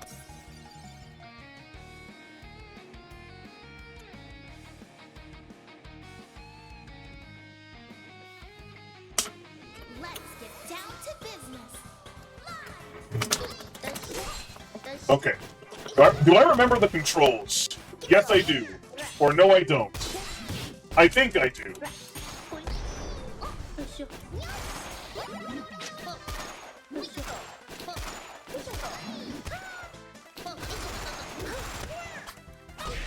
Oh. Oh, God. Let's go. Oh, shit.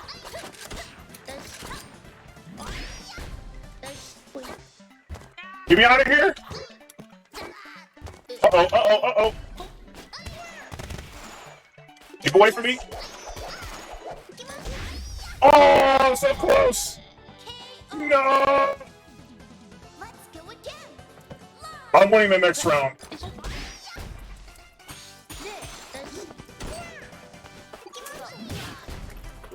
Oh, oh no. Ooh! Ooh! Ooh! Ooh!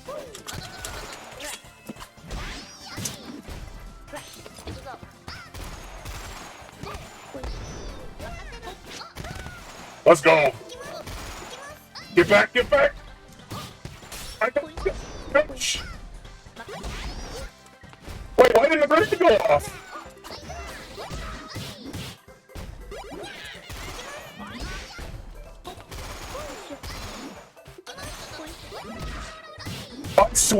I swear! No, no, no, no, no, no, no.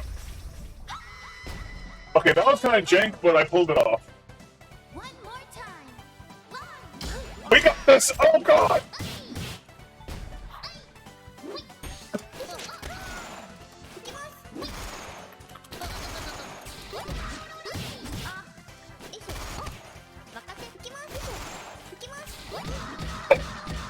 God, I need to get out of this corner. There we go. There we go. What? I should not be in a corner. Get me out of here. No! She keeps trying to put me in a corner. No! Let's go! Okay, I kind of clutched that one, not gonna lie. Holy shit. Victory. That's only medium difficulty. I suck. Oh, man. I'm trying my best here. Still gonna beat Botan, because I feel like she's my main. This is the character I want to main. As I was going to say earlier, I actually don't watch Botan. Of the Hololive girls I've actually watched on like somewhat regular of a basis, I watched Korone. I've watched Coco back when she was part of Hololive. I watched Suisei a bit, and I also watched Fubuki. I didn't really watch Aki, and I didn't really watch Sora. I don't think I've watched a single thing of Ayame. I mean, I know who everyone is. I just haven't watched all the Hololive girls, but to be fair, there's a lot of Hololive girls now, so it's not that big of a deal if you're not like familiar with all of them.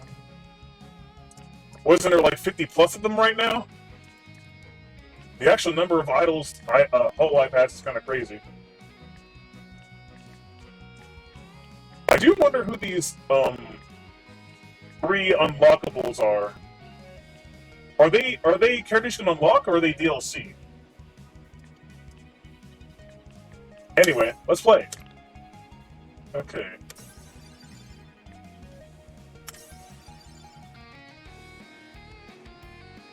Botan versus Fubuki again. Except she's collabing with Amelia Watson. Let's get this stream started. Let's go.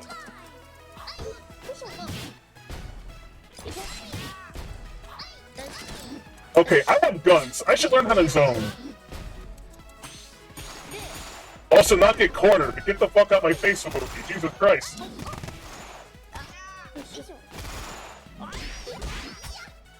Hold on.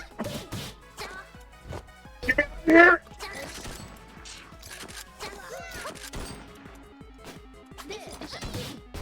Oh, god damn it. Oh, I'm getting bodied, chat. Holy crap, this is bad. Shopping cart! Let's go! Oh, fuck. Oh, that was pretty bad. That was pretty bad, chat, not gonna lie.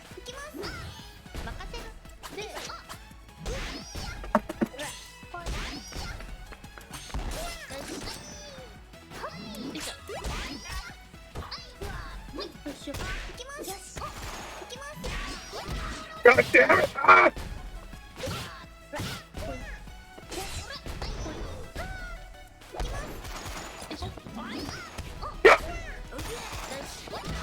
What? What? No! No! That should have shot her in the face. What the fuck? How did that not go off? Chat, that was bullshit. How did that not go off? I want a rematch on that one.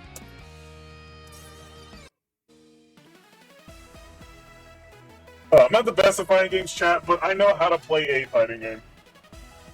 Say hi to the viewers.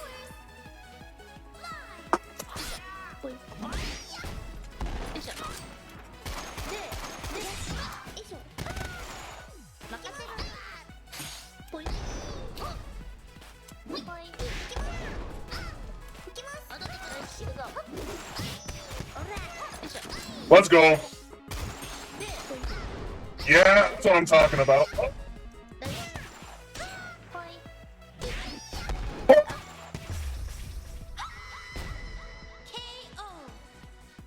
Shot her in the toes.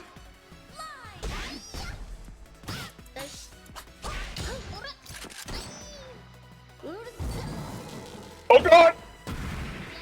Woo! God damn, I cornered myself.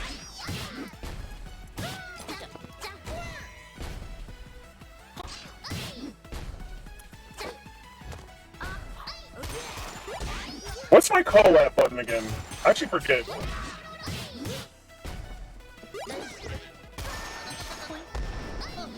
that was one of them. But I think Marine kind of just phased out.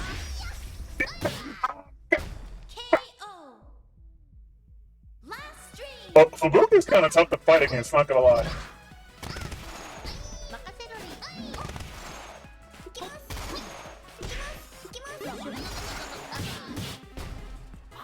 Whoa, whoa, whoa!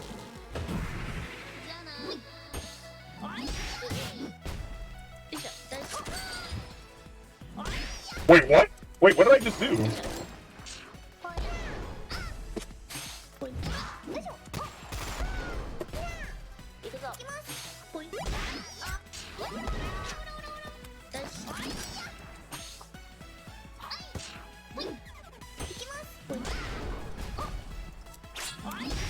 Damn it!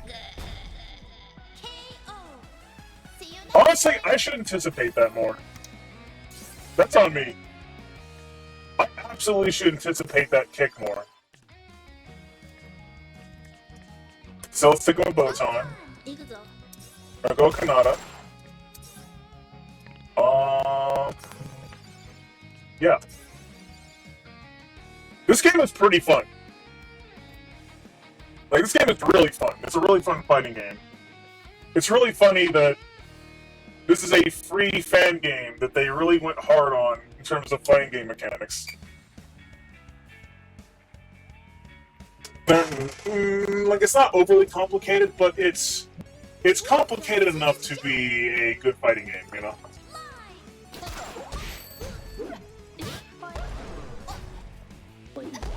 Point! Oh yeah, okay. Okay, yeah, this is mine. Oh, okay, oh baby, let's go. That's all I need to know.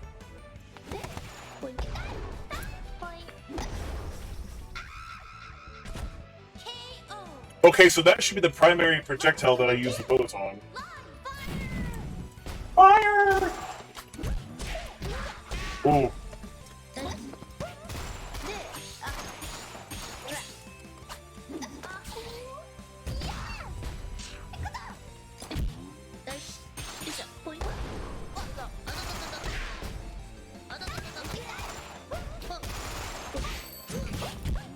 Ooh, that was a really bad round. I don't know what I was thinking there, chat. Woo!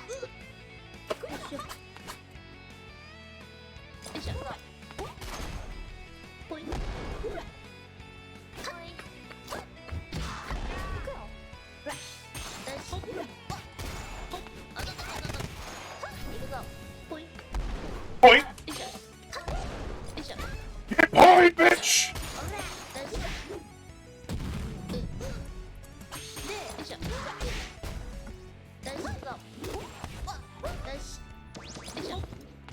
Let's go! Let's go! Get back! Get back! Yes! Thanks for watching. Nice. Victory. Botan's really fun. Let's continue with our Botan streak. I didn't really get to use Kanata though, so I'm still gonna use her. I need to also get used to using the assists in this game. There's an assist button, but I keep forgetting which one it is. Let's get down to business. Live. Also, Sweet is also Sweet. God damn it! Why did I never pronounce her name right? Suisse is also pretty tough to fight.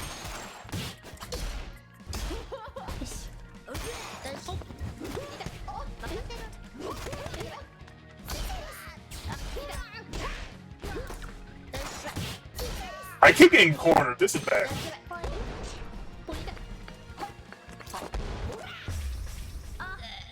Oh god.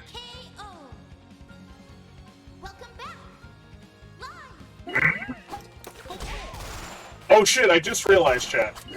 I just realized. Hold on, let me pause the game. Actually, I'm kind of afraid to click off the game because I think it might mess up something. I forgot to change on Twitch that I'm playing Ido Showdown like I did last time. So let me... Oh, the audio went away again. It's fine. I know how to fix it. I gotta reboot the game. It's annoying. I don't know what my shit's like this, chat, but it is what it is. I apologize. Also, uh-oh. What's going on? Did I scuff something? Chat, I think I may have scuffed something. Well, this sucks. Oh wait, no, I fixed it. I fixed it. Okay. Scuff's over, chat. Scuff's over. I thought I somehow caused my computer to freeze. I was kind of worried. I was like, oh no, what did I do? Is my computer okay? Let me just change things to Ido Showdown real quick. And then I'm going to reboot the game and then continue playing Botan. I apologize, chat! But I can only do so much when cursed by the goddamn Scuff Lords. For they hate my guts. And they wish to see me suffer, so they scuff my streams all the time. Please show yourself, Ido Showdown. Oh, there you are. Thank you for showing up. Now let us continue with the beatdown. With cute girls. Get out of the way, you knowing mouse. We are here to play an Ido Showdown. Okay, now back to what I was doing earlier. Botan training. Botan! Honestly, I should probably, Actually, no, let me go to, training mode real quick. Let me go to training mode real quick. I need to, remember my collab buttons.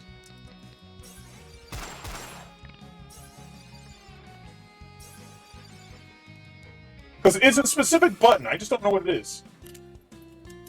Okay, it's not that one. Oh, it's this one?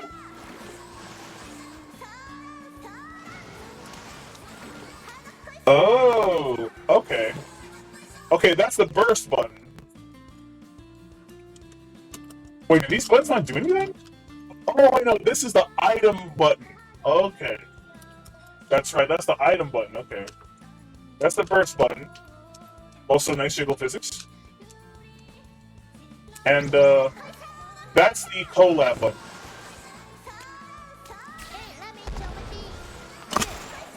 But likewise... Wait, that's not the input. Wait. Oh, sorry, this button. This is the button I wanted. There we go.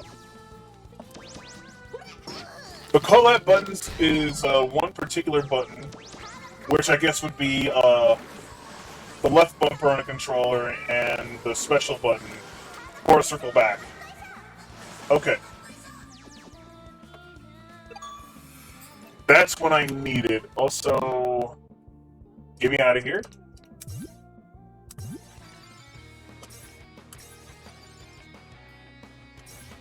What the? Huh?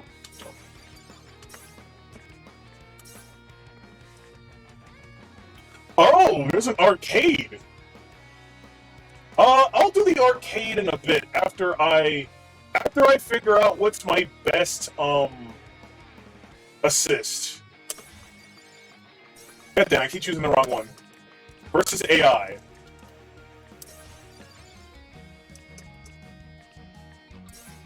Botan!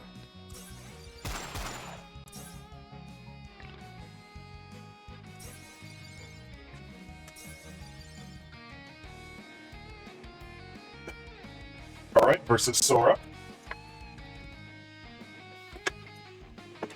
Oh, no graffiti. Say hi to the viewers! Live! Oh god!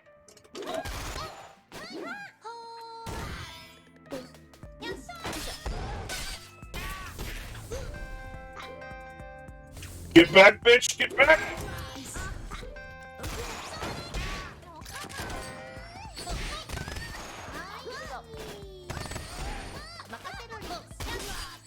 Stay out of there! Hey, no!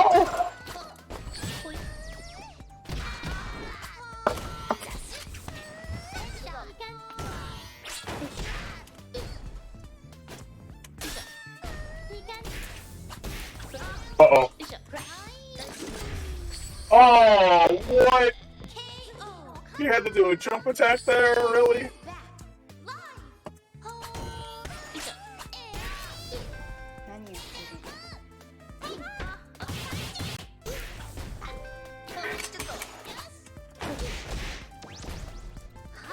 Oh, Chad, I just realized. I don't got freaking rumble up on my right monitor right now.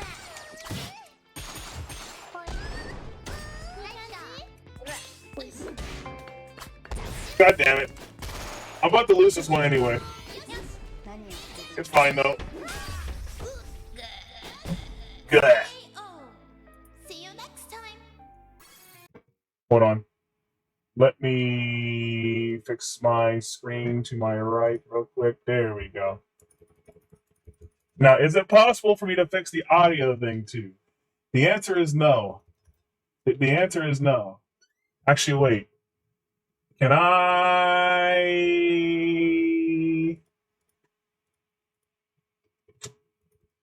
No, it doesn't. Shit, why does this happen? I don't understand. Why does the audio gotta go to shit every time I click off the screen? Hey folks, is James? Shut up. Anyway, let's see here. This is annoying stuff. It's not the worst stuff. It's not the worst stuff. I've had worse stuff. This is more just inconvenient stuff. Where it's like, oh no, I clicked off the game, so the game breaks somehow. And this type of like scuff varies from game to game. Sometimes the game. Whoa, what the hell? Did it just show Twitter real quick? What the fuck?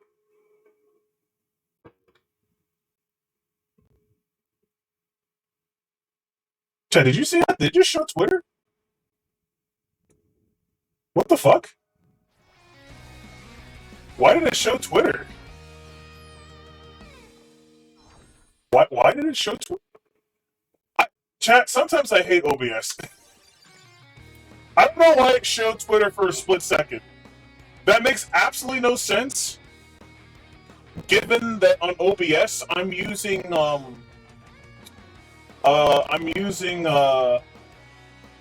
what's it called? It's a screen capture, but you're not capturing the entire screen. You're only capturing the applications. So it should only be looking at the game. Is my point.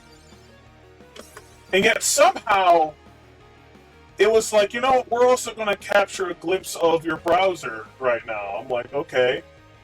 You showed off my Twitter for some reason. Whatever. Oh, it failed to connect? Why? Whatever. I'll worry about that later. I'm definitely not skilled enough to fight online players yet. Botan! Ido.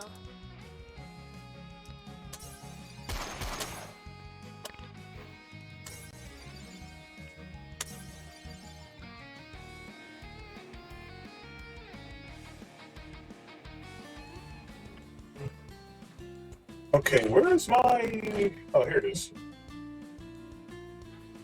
Say hi to the viewers. Say hi to the viewers!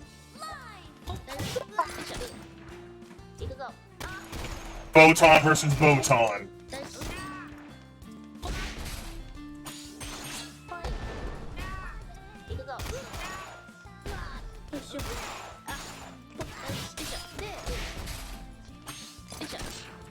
I am clearly the superior Botan. Oops. What? Huh? No! No! What the fuck? Chat, you didn't see that? You didn't see that at all?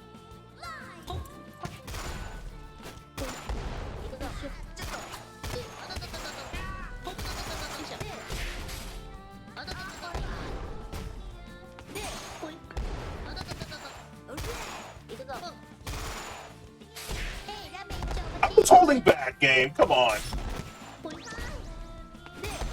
Marine, no! No Marine!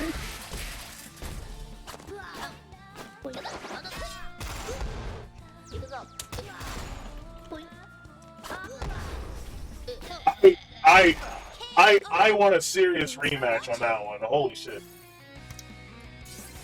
That one was really bad. I don't know what happened there, chat.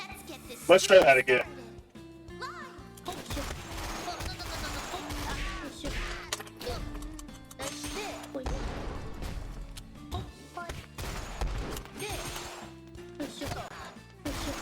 I also just noticed that Botan has a Yago shield. Let's go. Energy guards. No, Marine, no! Marine, get off!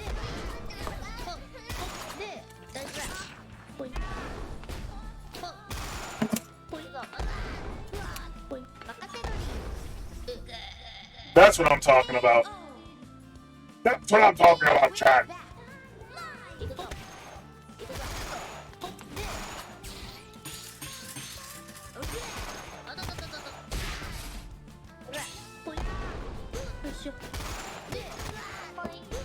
Fight! Fight!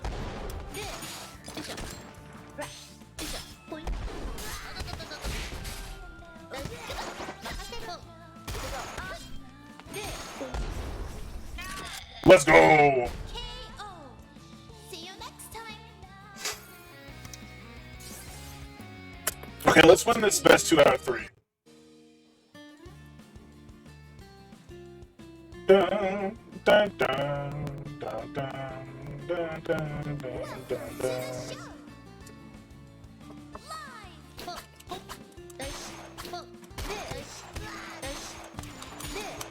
I'll shoot your fucking toes. Fuck you, fuck. Ow. Whoa! Hey, calm down. Oh no!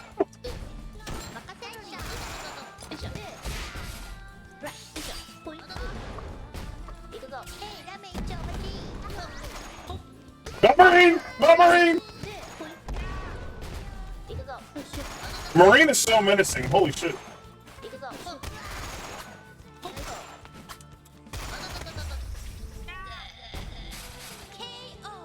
God damn it.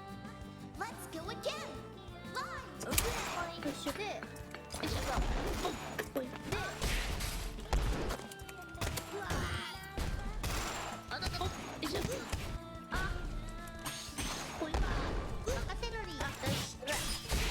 How did she get priority hit? That's fucked up.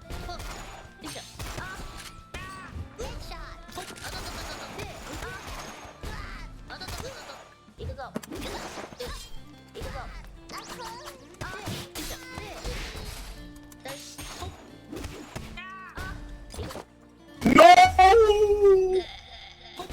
KO. See you next stream. God damn it!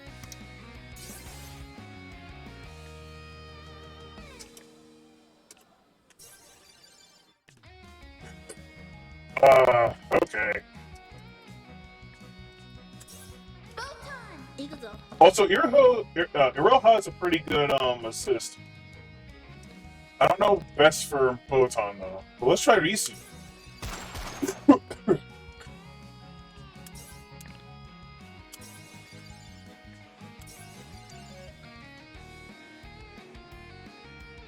Versus Korone, and what's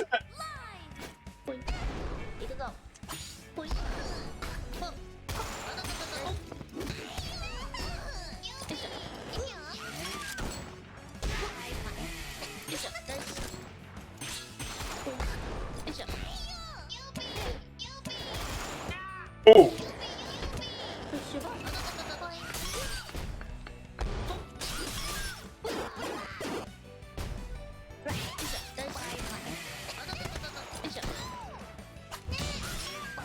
I did not mean to burst there. I did not mean to burst there.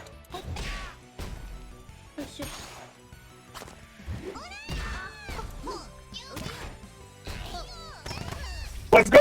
Oh, the clutch.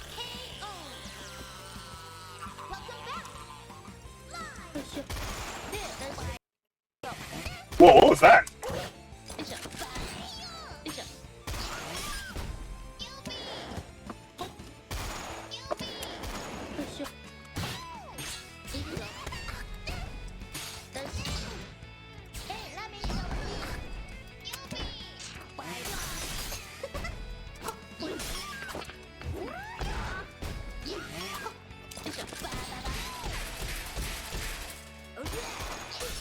Oh shit!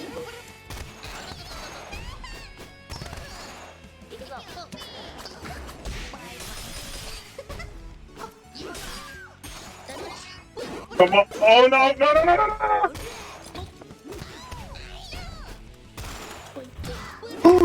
Oh, what? Oh, fucking A.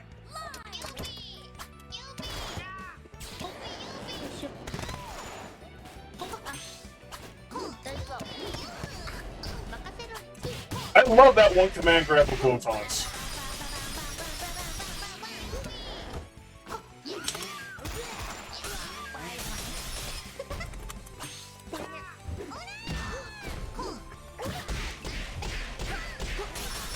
Oh, okay, now I'm just getting bodied. This is bad. Wait, wait. Can I come back? Can I come back? Come back! We're gonna come back!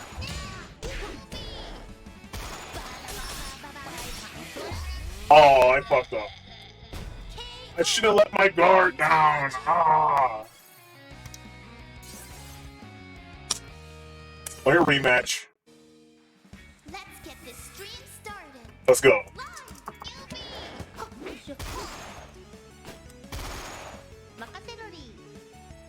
Huh?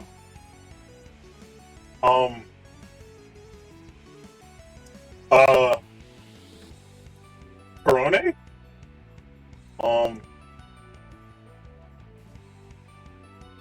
Chad, are you seeing this?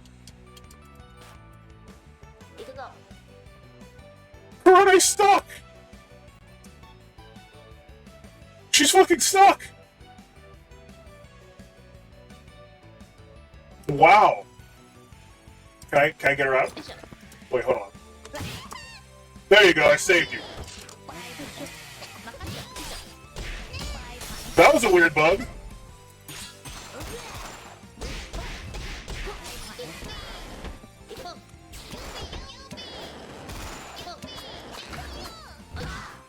Fuck! Ah!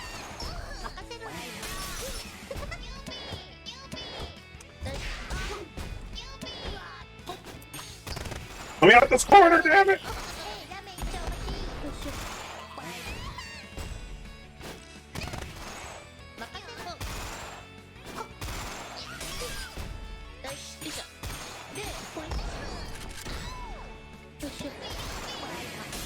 No! I should have unstuck you, you ungrateful cunt!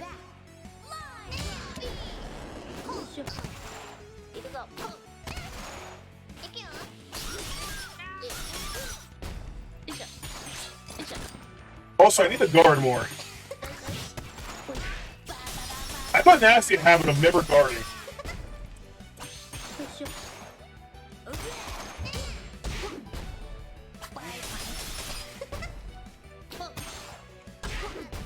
Also, how do you grab again? Oh, there you go.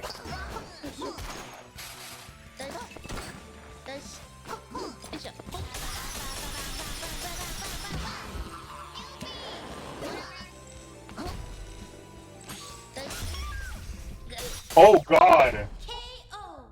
I got destroyed, chat. I have a long ways to go!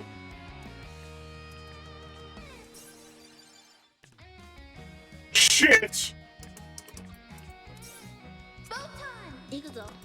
Okay, let's try and do. Wait, we actually haven't even used these two yet.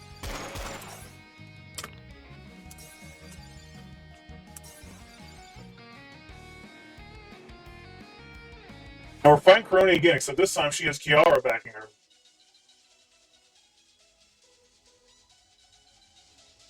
Welcome to the show. Let's go.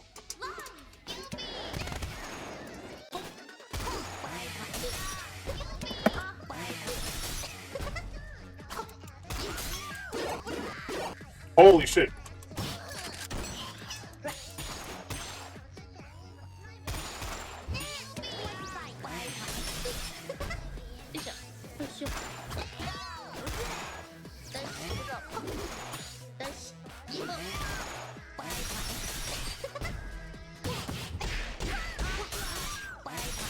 Holy fuck.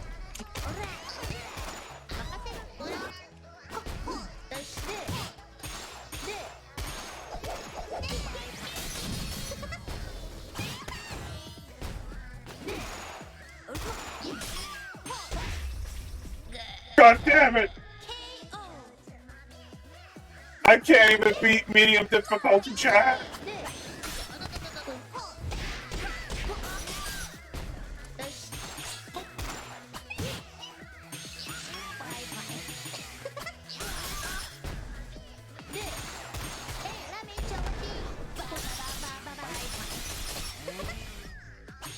I think I need to go to training mode, chat. I think I need to go to training mode.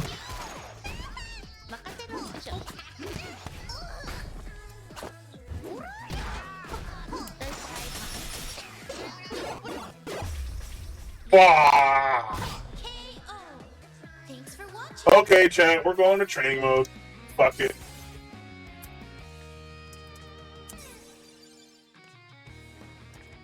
Training! Botan. No shame in practice, indeed. There's also some bun combinations I haven't fully recognized yet.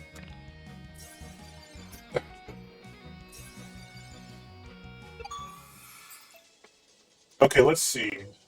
So if I do quarter circle light, that's the lobbing poi. Okay. What if I do quarter circle medium? That's the roll. I figured that out. And heavy is this. But we don't want to do that because that takes a meter, I think. This is a very useful move right here. Poi. Poi. Poi. Poi. If I press just special, she also does an automatic lob. But, I don't get the super chat for it. Let's see here. What cross circle back? That's that.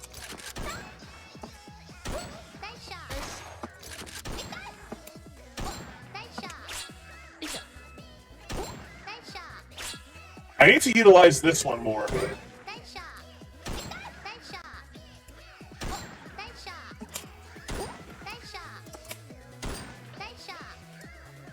Okay.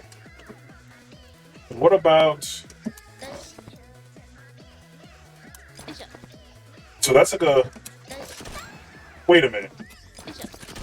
Oh, I can cancel it.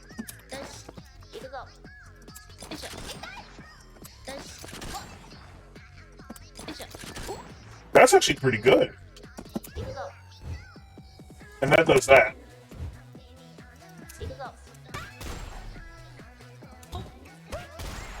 Interesting. I like that you can cancel that. And you can shoot below on the ground anytime. So I can quarter circle back light to shoot where I stand, or I can down light to do this little backflip. But if I down light but then press the light button again, I do it right where I press the second light button. Interesting. Okay.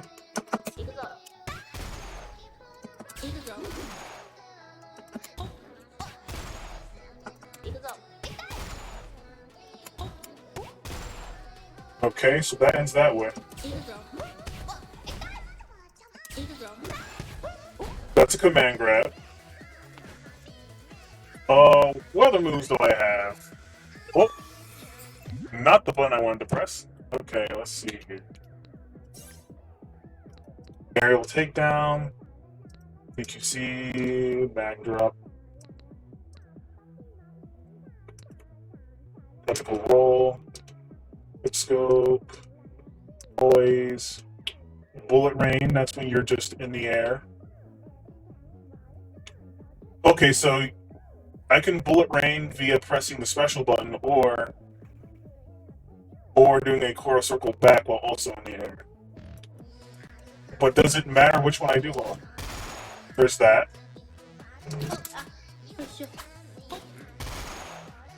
There's a super chat. Hold on. Okay, they all yield the same results.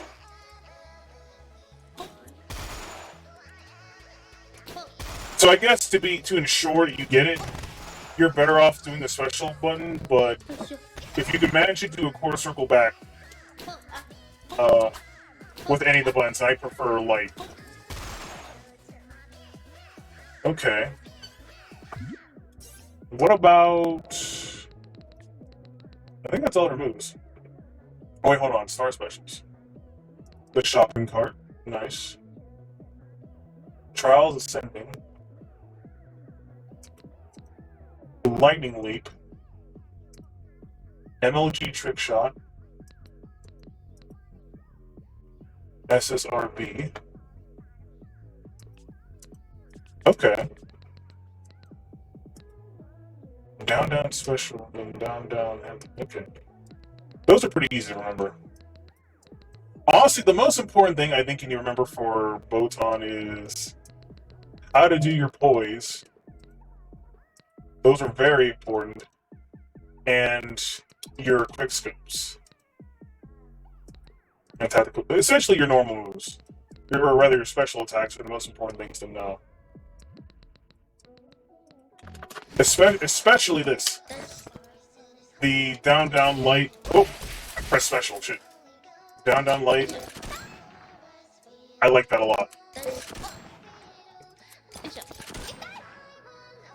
Okay, let's go into a real fight.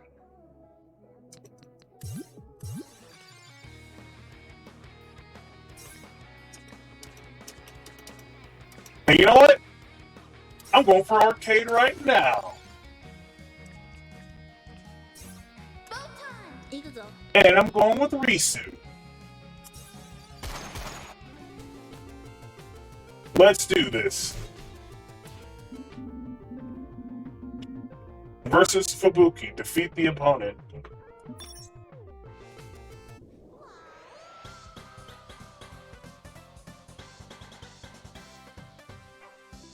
Say hi to the viewers.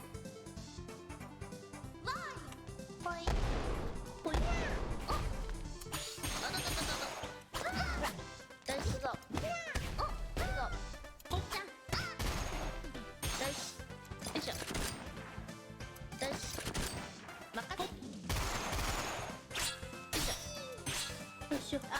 Is she on a lower difficulty? Because she's not as aggressive.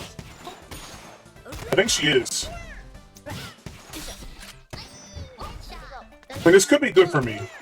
So that way I can, like, build myself up to a higher difficulty little by little. Welcome back.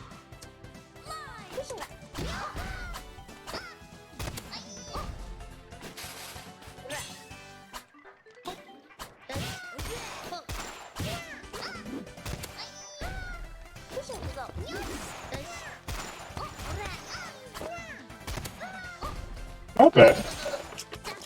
Wait, what was mag drop? It was this.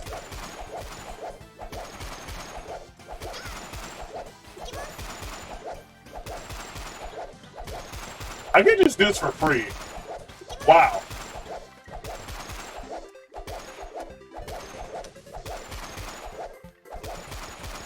Okay, I can shoot 3 at a time before she puts it away. And Fubuki just got isekai'd. Victory.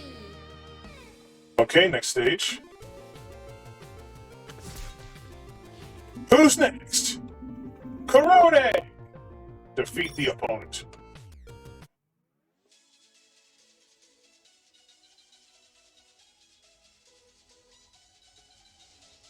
Let's get this stream started. Live. You'll be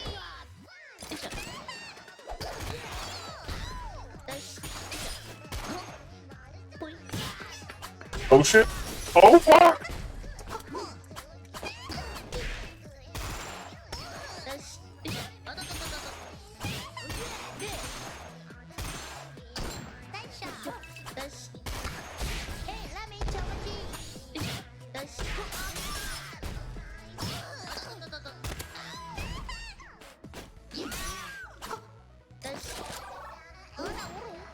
Ooh, that was a dodge that on accident. Holy crap.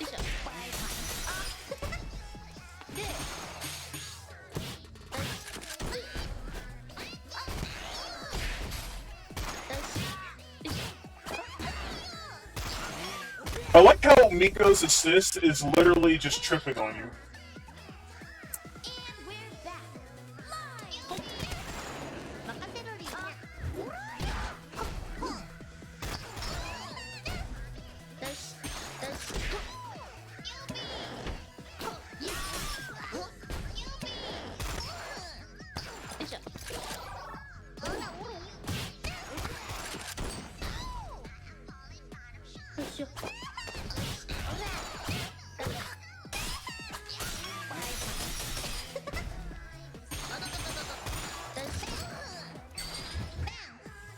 Oh, I did my special on accident. Shit.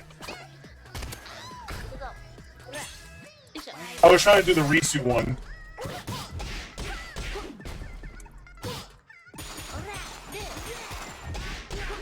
Uh-oh, no, no, no, no, no, no, no! No! God damn it. One more time. Live. I hate the fact that this Corona is on my level. I need to use this as a learning experience.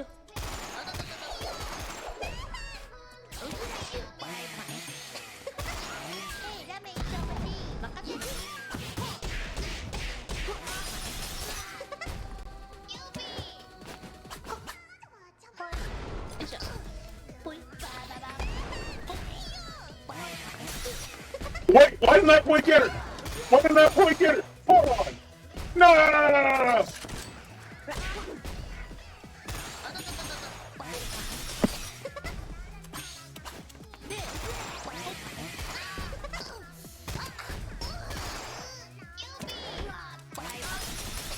No! God damn it! See you next time. Oh, I suck. I didn't even get past the second match. Hide, view results. No, go to character selection. Botan. Let's try Kiara as an assist. First match, Shibuki. Let's get down to business.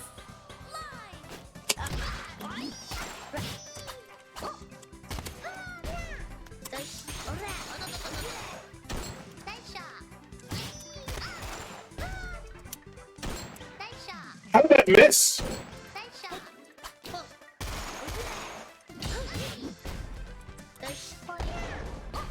Point.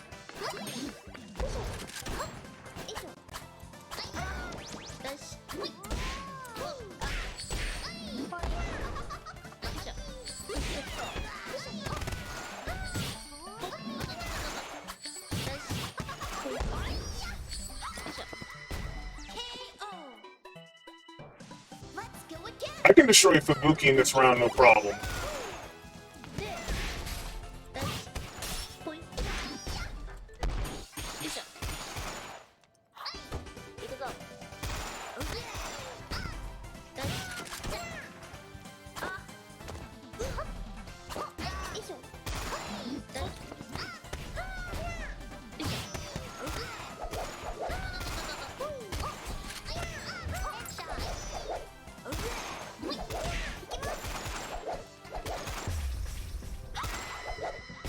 Nice.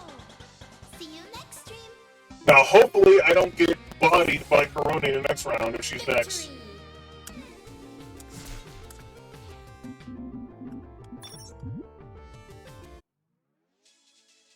Welcome to the show. Let's go. Live. Good shot, bitch!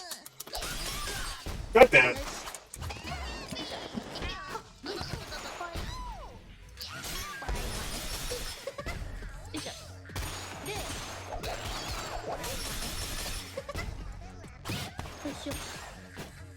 I can stop getting cornered. Holy fuck. Oh god.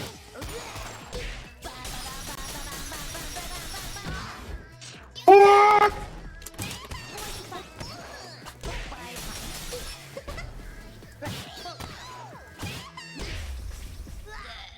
What does Kiara do? Does she defend against some attacks or what? I assume that's what she's doing with the shield.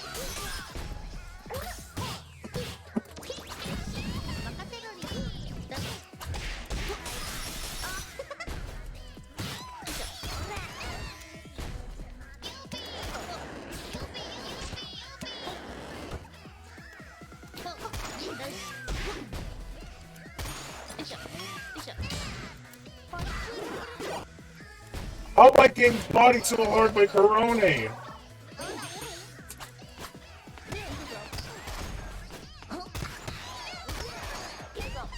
Bring it back, bring it back, bring it back. Let's go.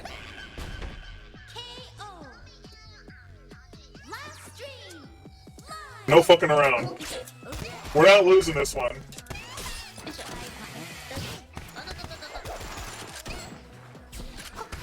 Woo-hoo-hoo!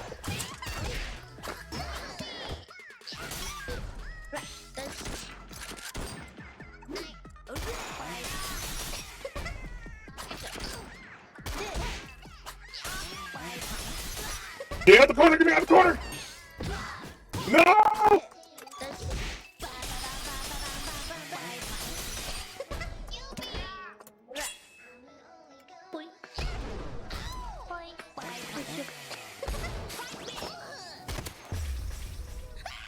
Woof! See you next time. Victory. Holy shit. That was way too close. And Sora's next. Oh god.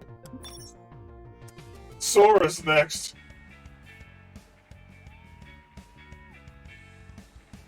Let's get this stream started. Ow! Fuck!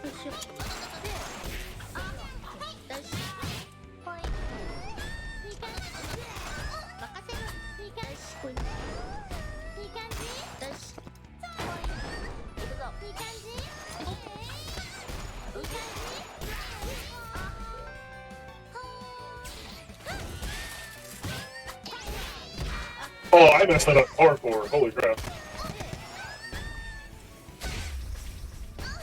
I somehow did really well that first round. And we're back. Live. Okay.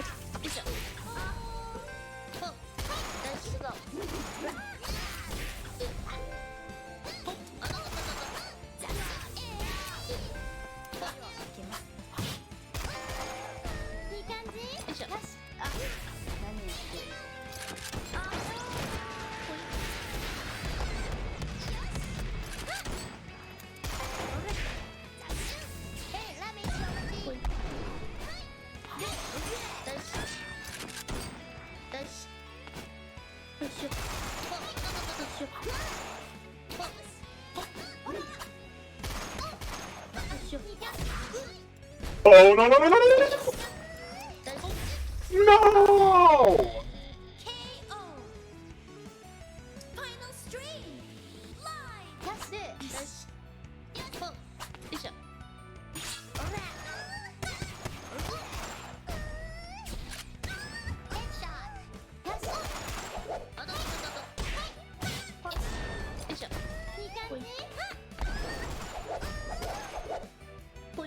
Come on, boy!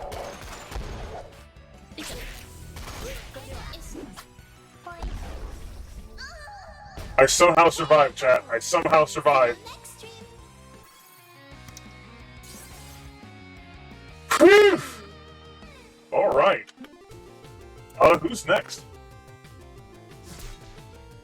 Don't be Suisei. Okay, it's Yame. Oh, wait, no, that's bad. If Suisei is later on, that means her fight's gonna be hard as fuck. Say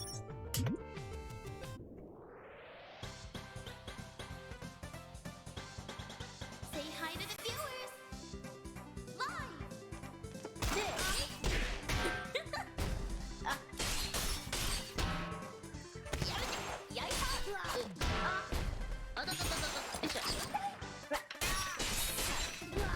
Oh shit.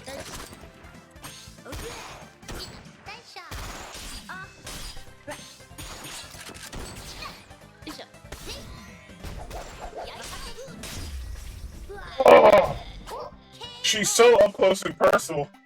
Let's go again. Hold on. I think we need to keep a game of keep away with her.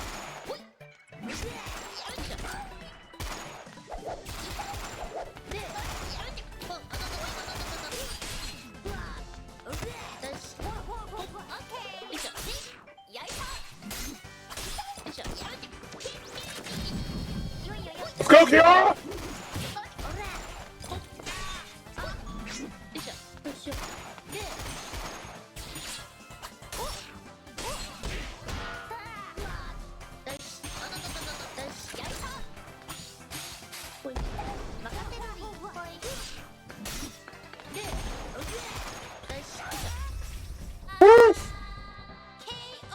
Okay. One more time. Oh no!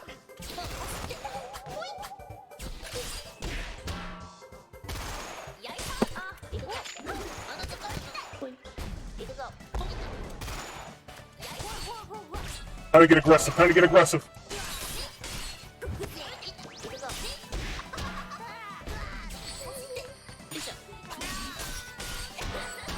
Oh, no, no, no, no!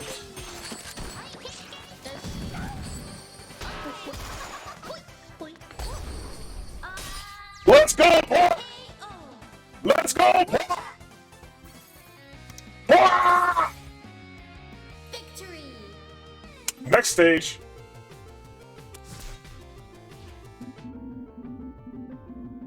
Sweet saying. This is probably where we lose, chat. You can do it! Let's get down to business. Live. Boy!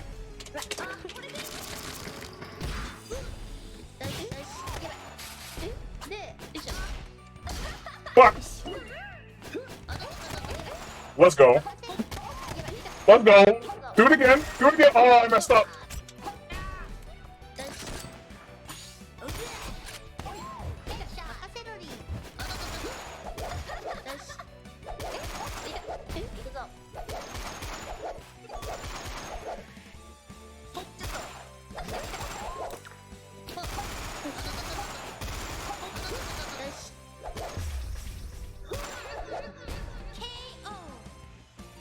We surprisingly got this.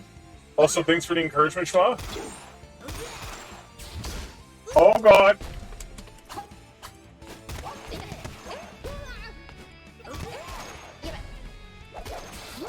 What? Huh? What do you mean? What do you mean? How did she not get shot? Woo!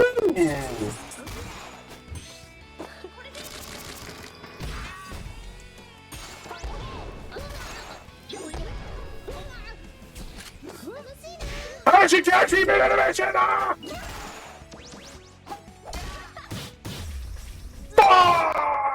KO. Last stream. God damn it! Okay. Point! Get point, bitch! 순서가 혹시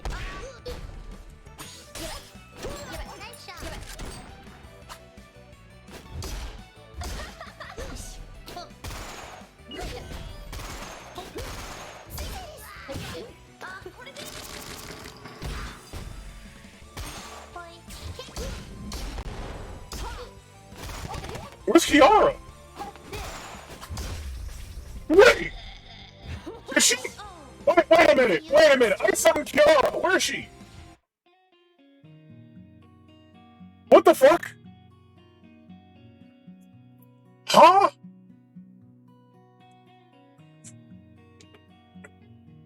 Okay, anyway. Did she? Wait. Did she stop me as I used my meter to get Kiara out? What happened there? What actually happened there, chat? Also, Kiara's pretty good as an assist. How about Watson?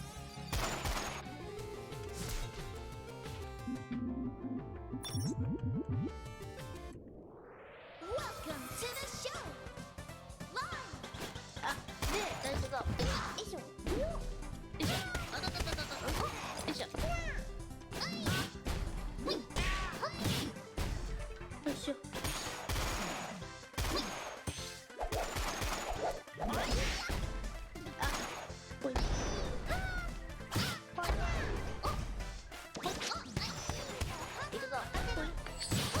Oh fuck! Oh fuck!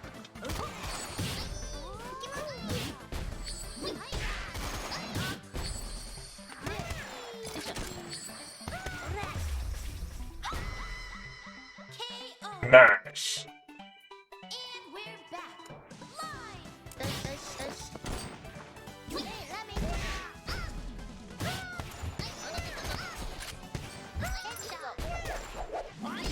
Live.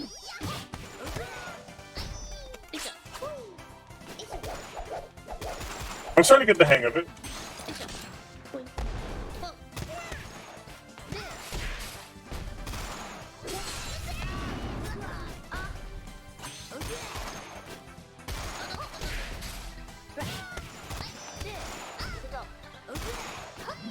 Wait, no, this one. There we go. Nice. KO. Thanks for watching. Okay, okay, we beat Fubuki. Show Korone. I'm ready.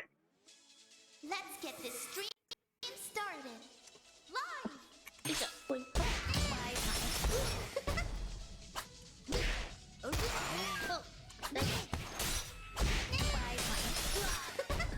Oh no. No, no, no, no, no.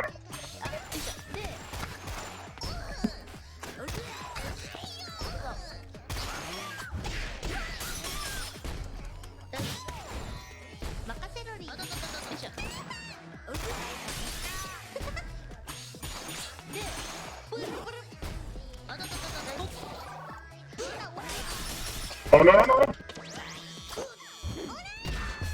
Oh, no! Ah! Watson can save me.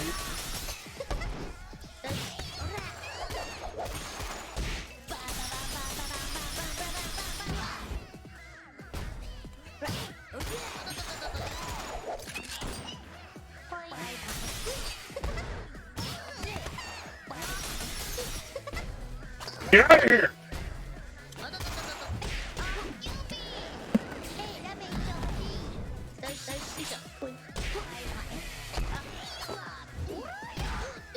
Am I gonna lose round 2?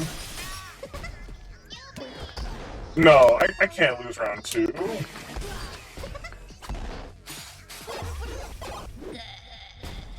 Does her chainsaw really just go through my projectile like that? Like, come on, man. The projectile, like, my point grenade should be able to stop her.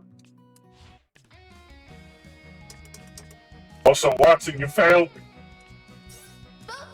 You time-traveling gremlin. What about Roboco? Maybe Roboco lasers can help me out. In my time of need. Say hi to the viewers.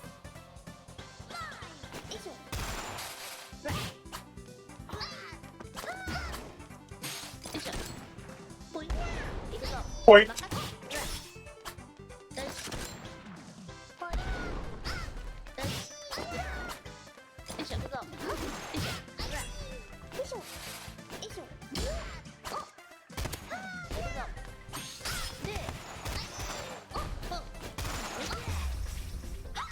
Nice. KO. Welcome back. Live. Mabuki is just easy enough.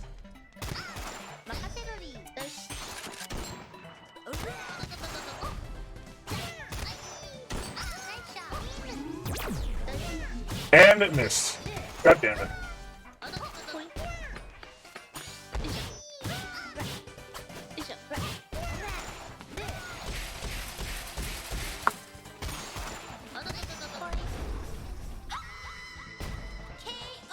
There we go. Yeah, I'm not worried about the Buki. Somehow, Korone is tougher for me than Sora is. Welcome to the show.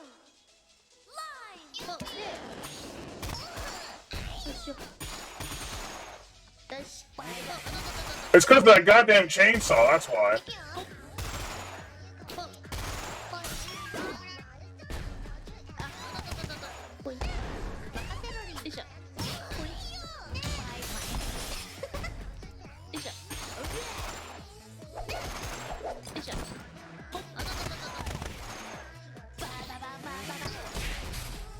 I'm on the lookout for that goddamn chainsaw. Goddamn!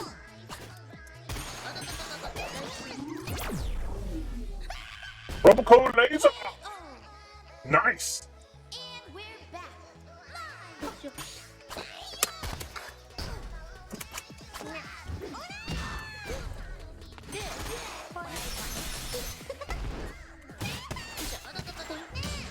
No! Fuck off with the chainsaw!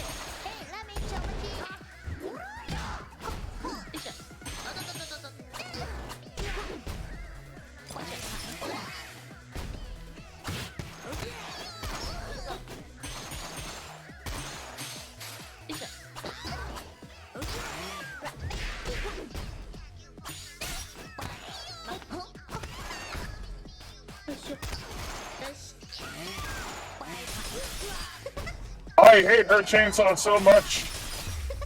Ah!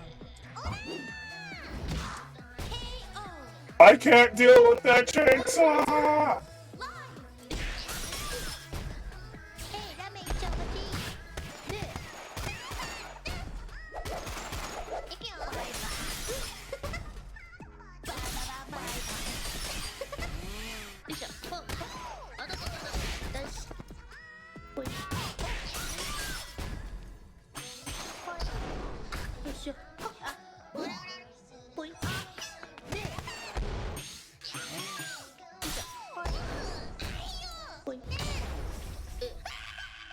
Woo!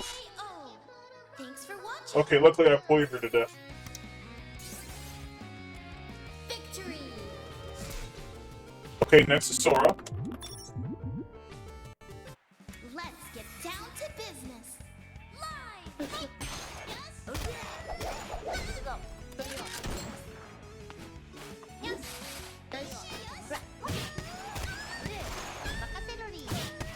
I swear Sora's easier than Korone. In this arcade.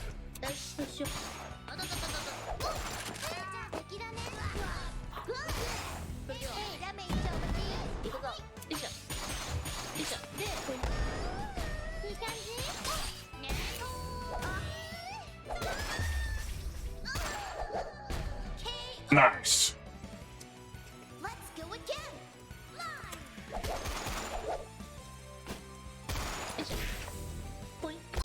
Point. Yes.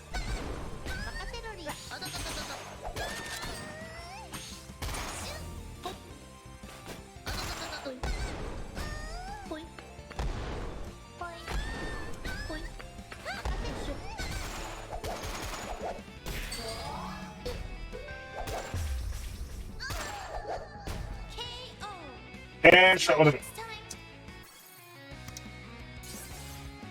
Yeah, Sora in this arcade is not that tough. Ayame is a little bit of a problem child, though. Let's get this stream started. Live. 'Cause she's just up in your fucking face all the time. And she has to be.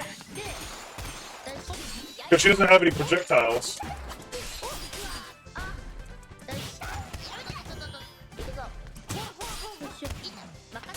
So you kind of have to out-aggress her.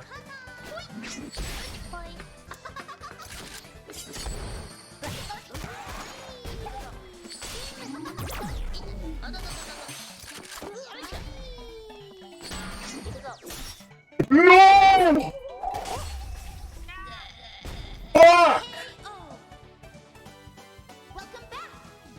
Live.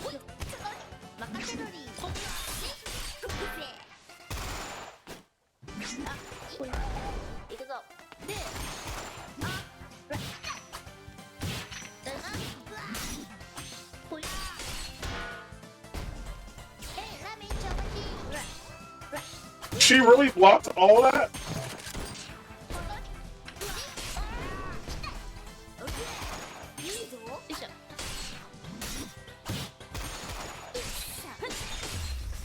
Fuck! Thanks for watching. I'm not surprised I lost to Ayame, honestly.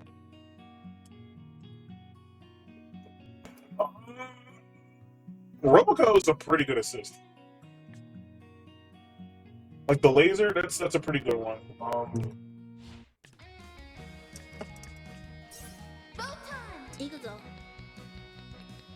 Last but not least is Miko.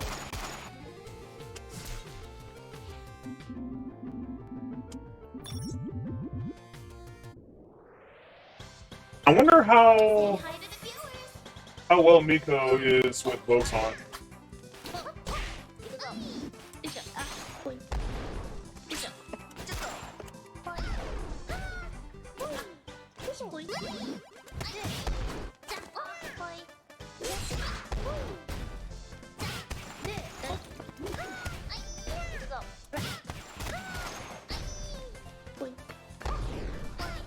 Fight! Fight! Fight!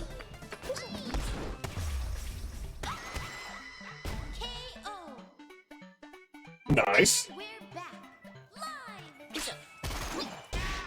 What?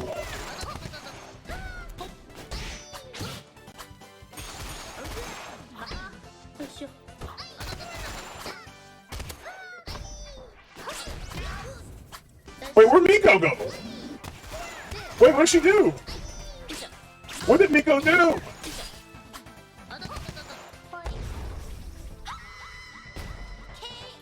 Chat, what happened with Miko in that instance? I completely missed it.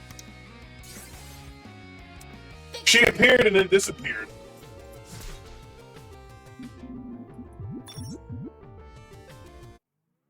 Let's get down to business. Live.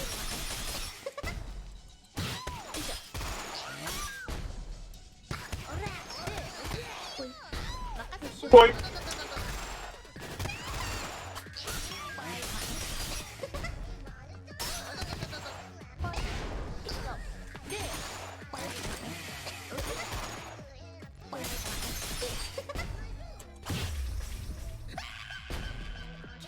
Fuck out of here. Let's go again.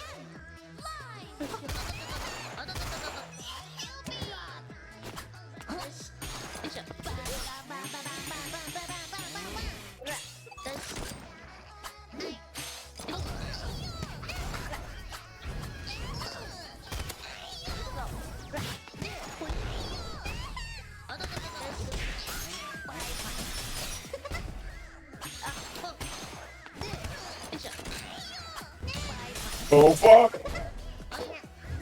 I think I'm being better at playing Corona now.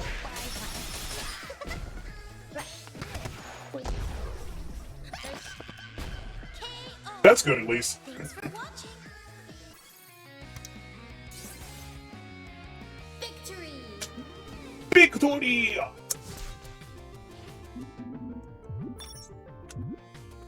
You can do it! Let's get this stream started. Live.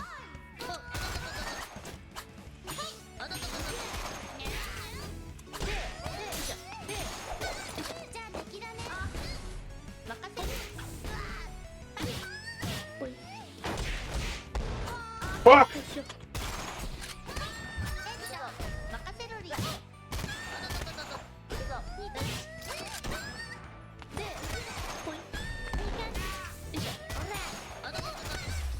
Got her!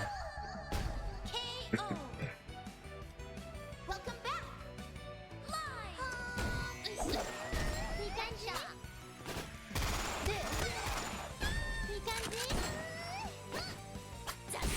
Oh shit!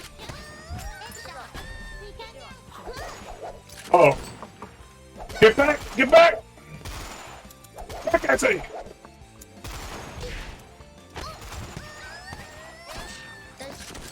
Ooh! What is that mix up? Hold on.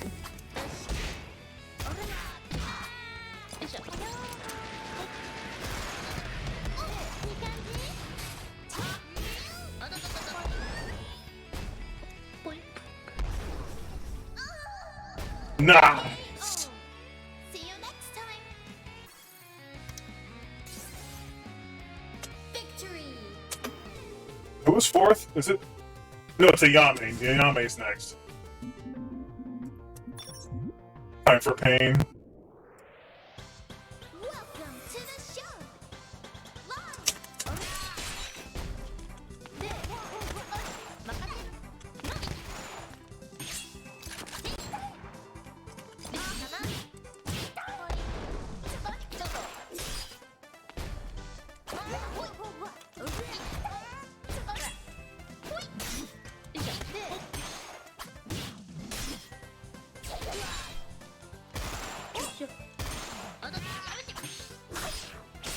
What? What? What? No, no, no. で、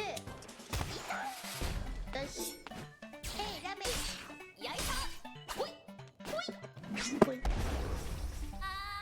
Okay, I got lucky with that point, chat. Holy shit. And we're back. Live. Ido. よしよし。や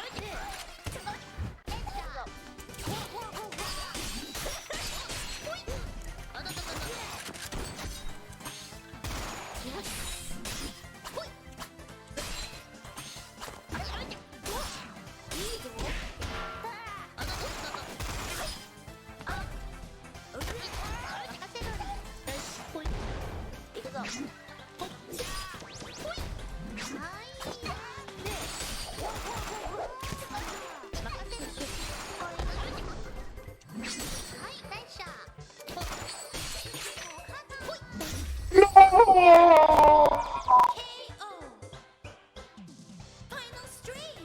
Fuck.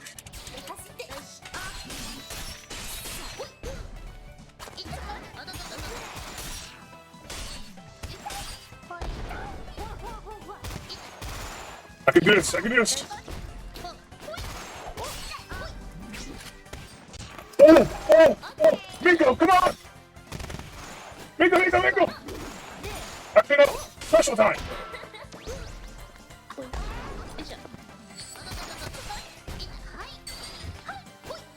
Oh no!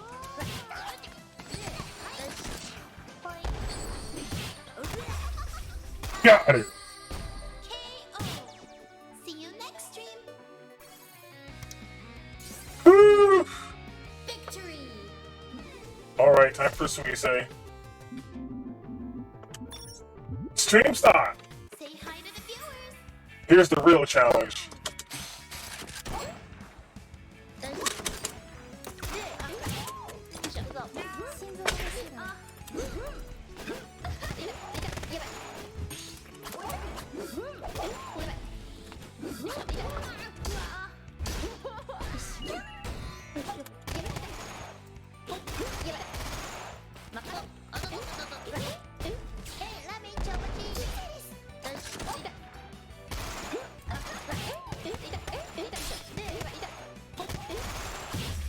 Let's go.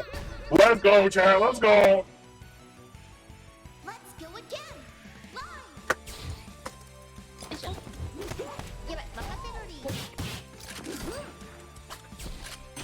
Headshot. Shit.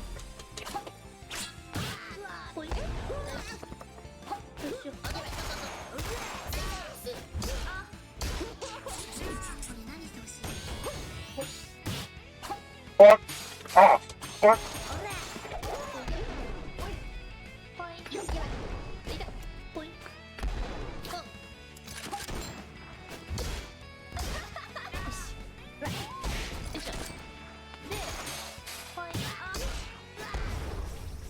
Oh, let's go.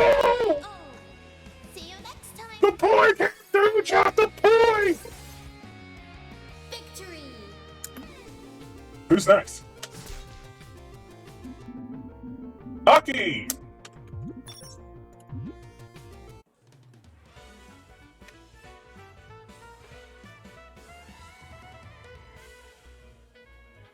Let's get this stream started. Live. Oh shit.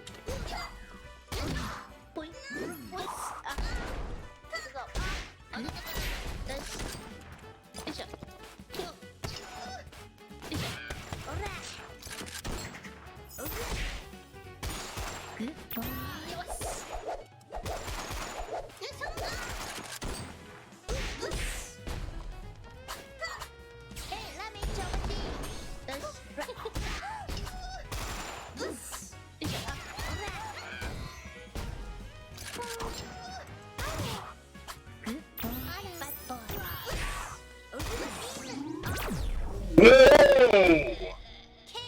I was not expecting the Robocop. Welcome back. I thought I had that one.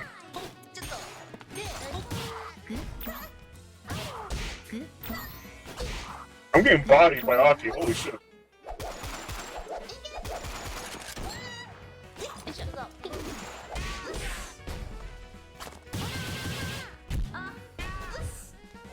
I'm getting absolutely destroyed here. No!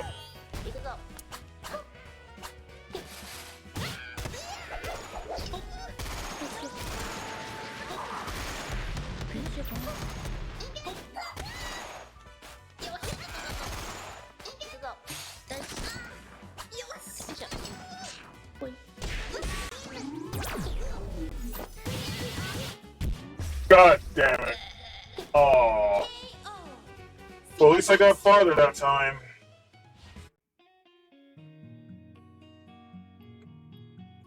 God damn it. God damn it. I tried so hard, Chad. I tried so hard. Okay, Chad, I think I'm about to end the stream soon, but before I do that, I'm gonna see something here. In terms of assists, I think best fit my Botan playstyle. Hero has kind of decent, but I think what I really need is someone like Kiara or Roboco. Those two are pretty good assists for Botan, in my opinion. But let me see Roboco's other assist ability. Because I can never pull off their normal ones.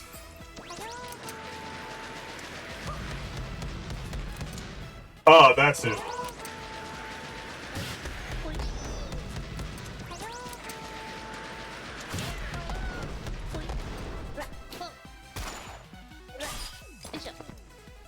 Okay, that's not bad.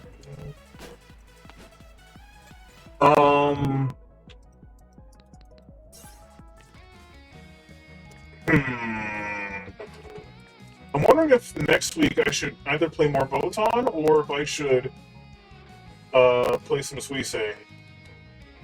I'll leave that for next week. But anyway, chat, thank you all for stopping by. Because now it is time to end the stream. Well, chat, I hope you enjoyed today's epic stream with reading some not so epic philosophy, but then some kind of epic philosophy, and then playing an epic idle game. But now it's time to end. And it's time to perhaps maybe rate somebody? Whoever may be on. If anybody is on.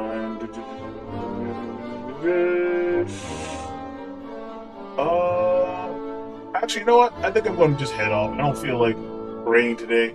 But anyway, chat, tomorrow I'm going to be playing some Hollow Knight. And we're going to do some Colosseum in an hour. And then I'm just going to continue the journey if I don't beat it. Anyway, chat, thank you for stopping by, and see you tomorrow. DingusTheStrix, signing off.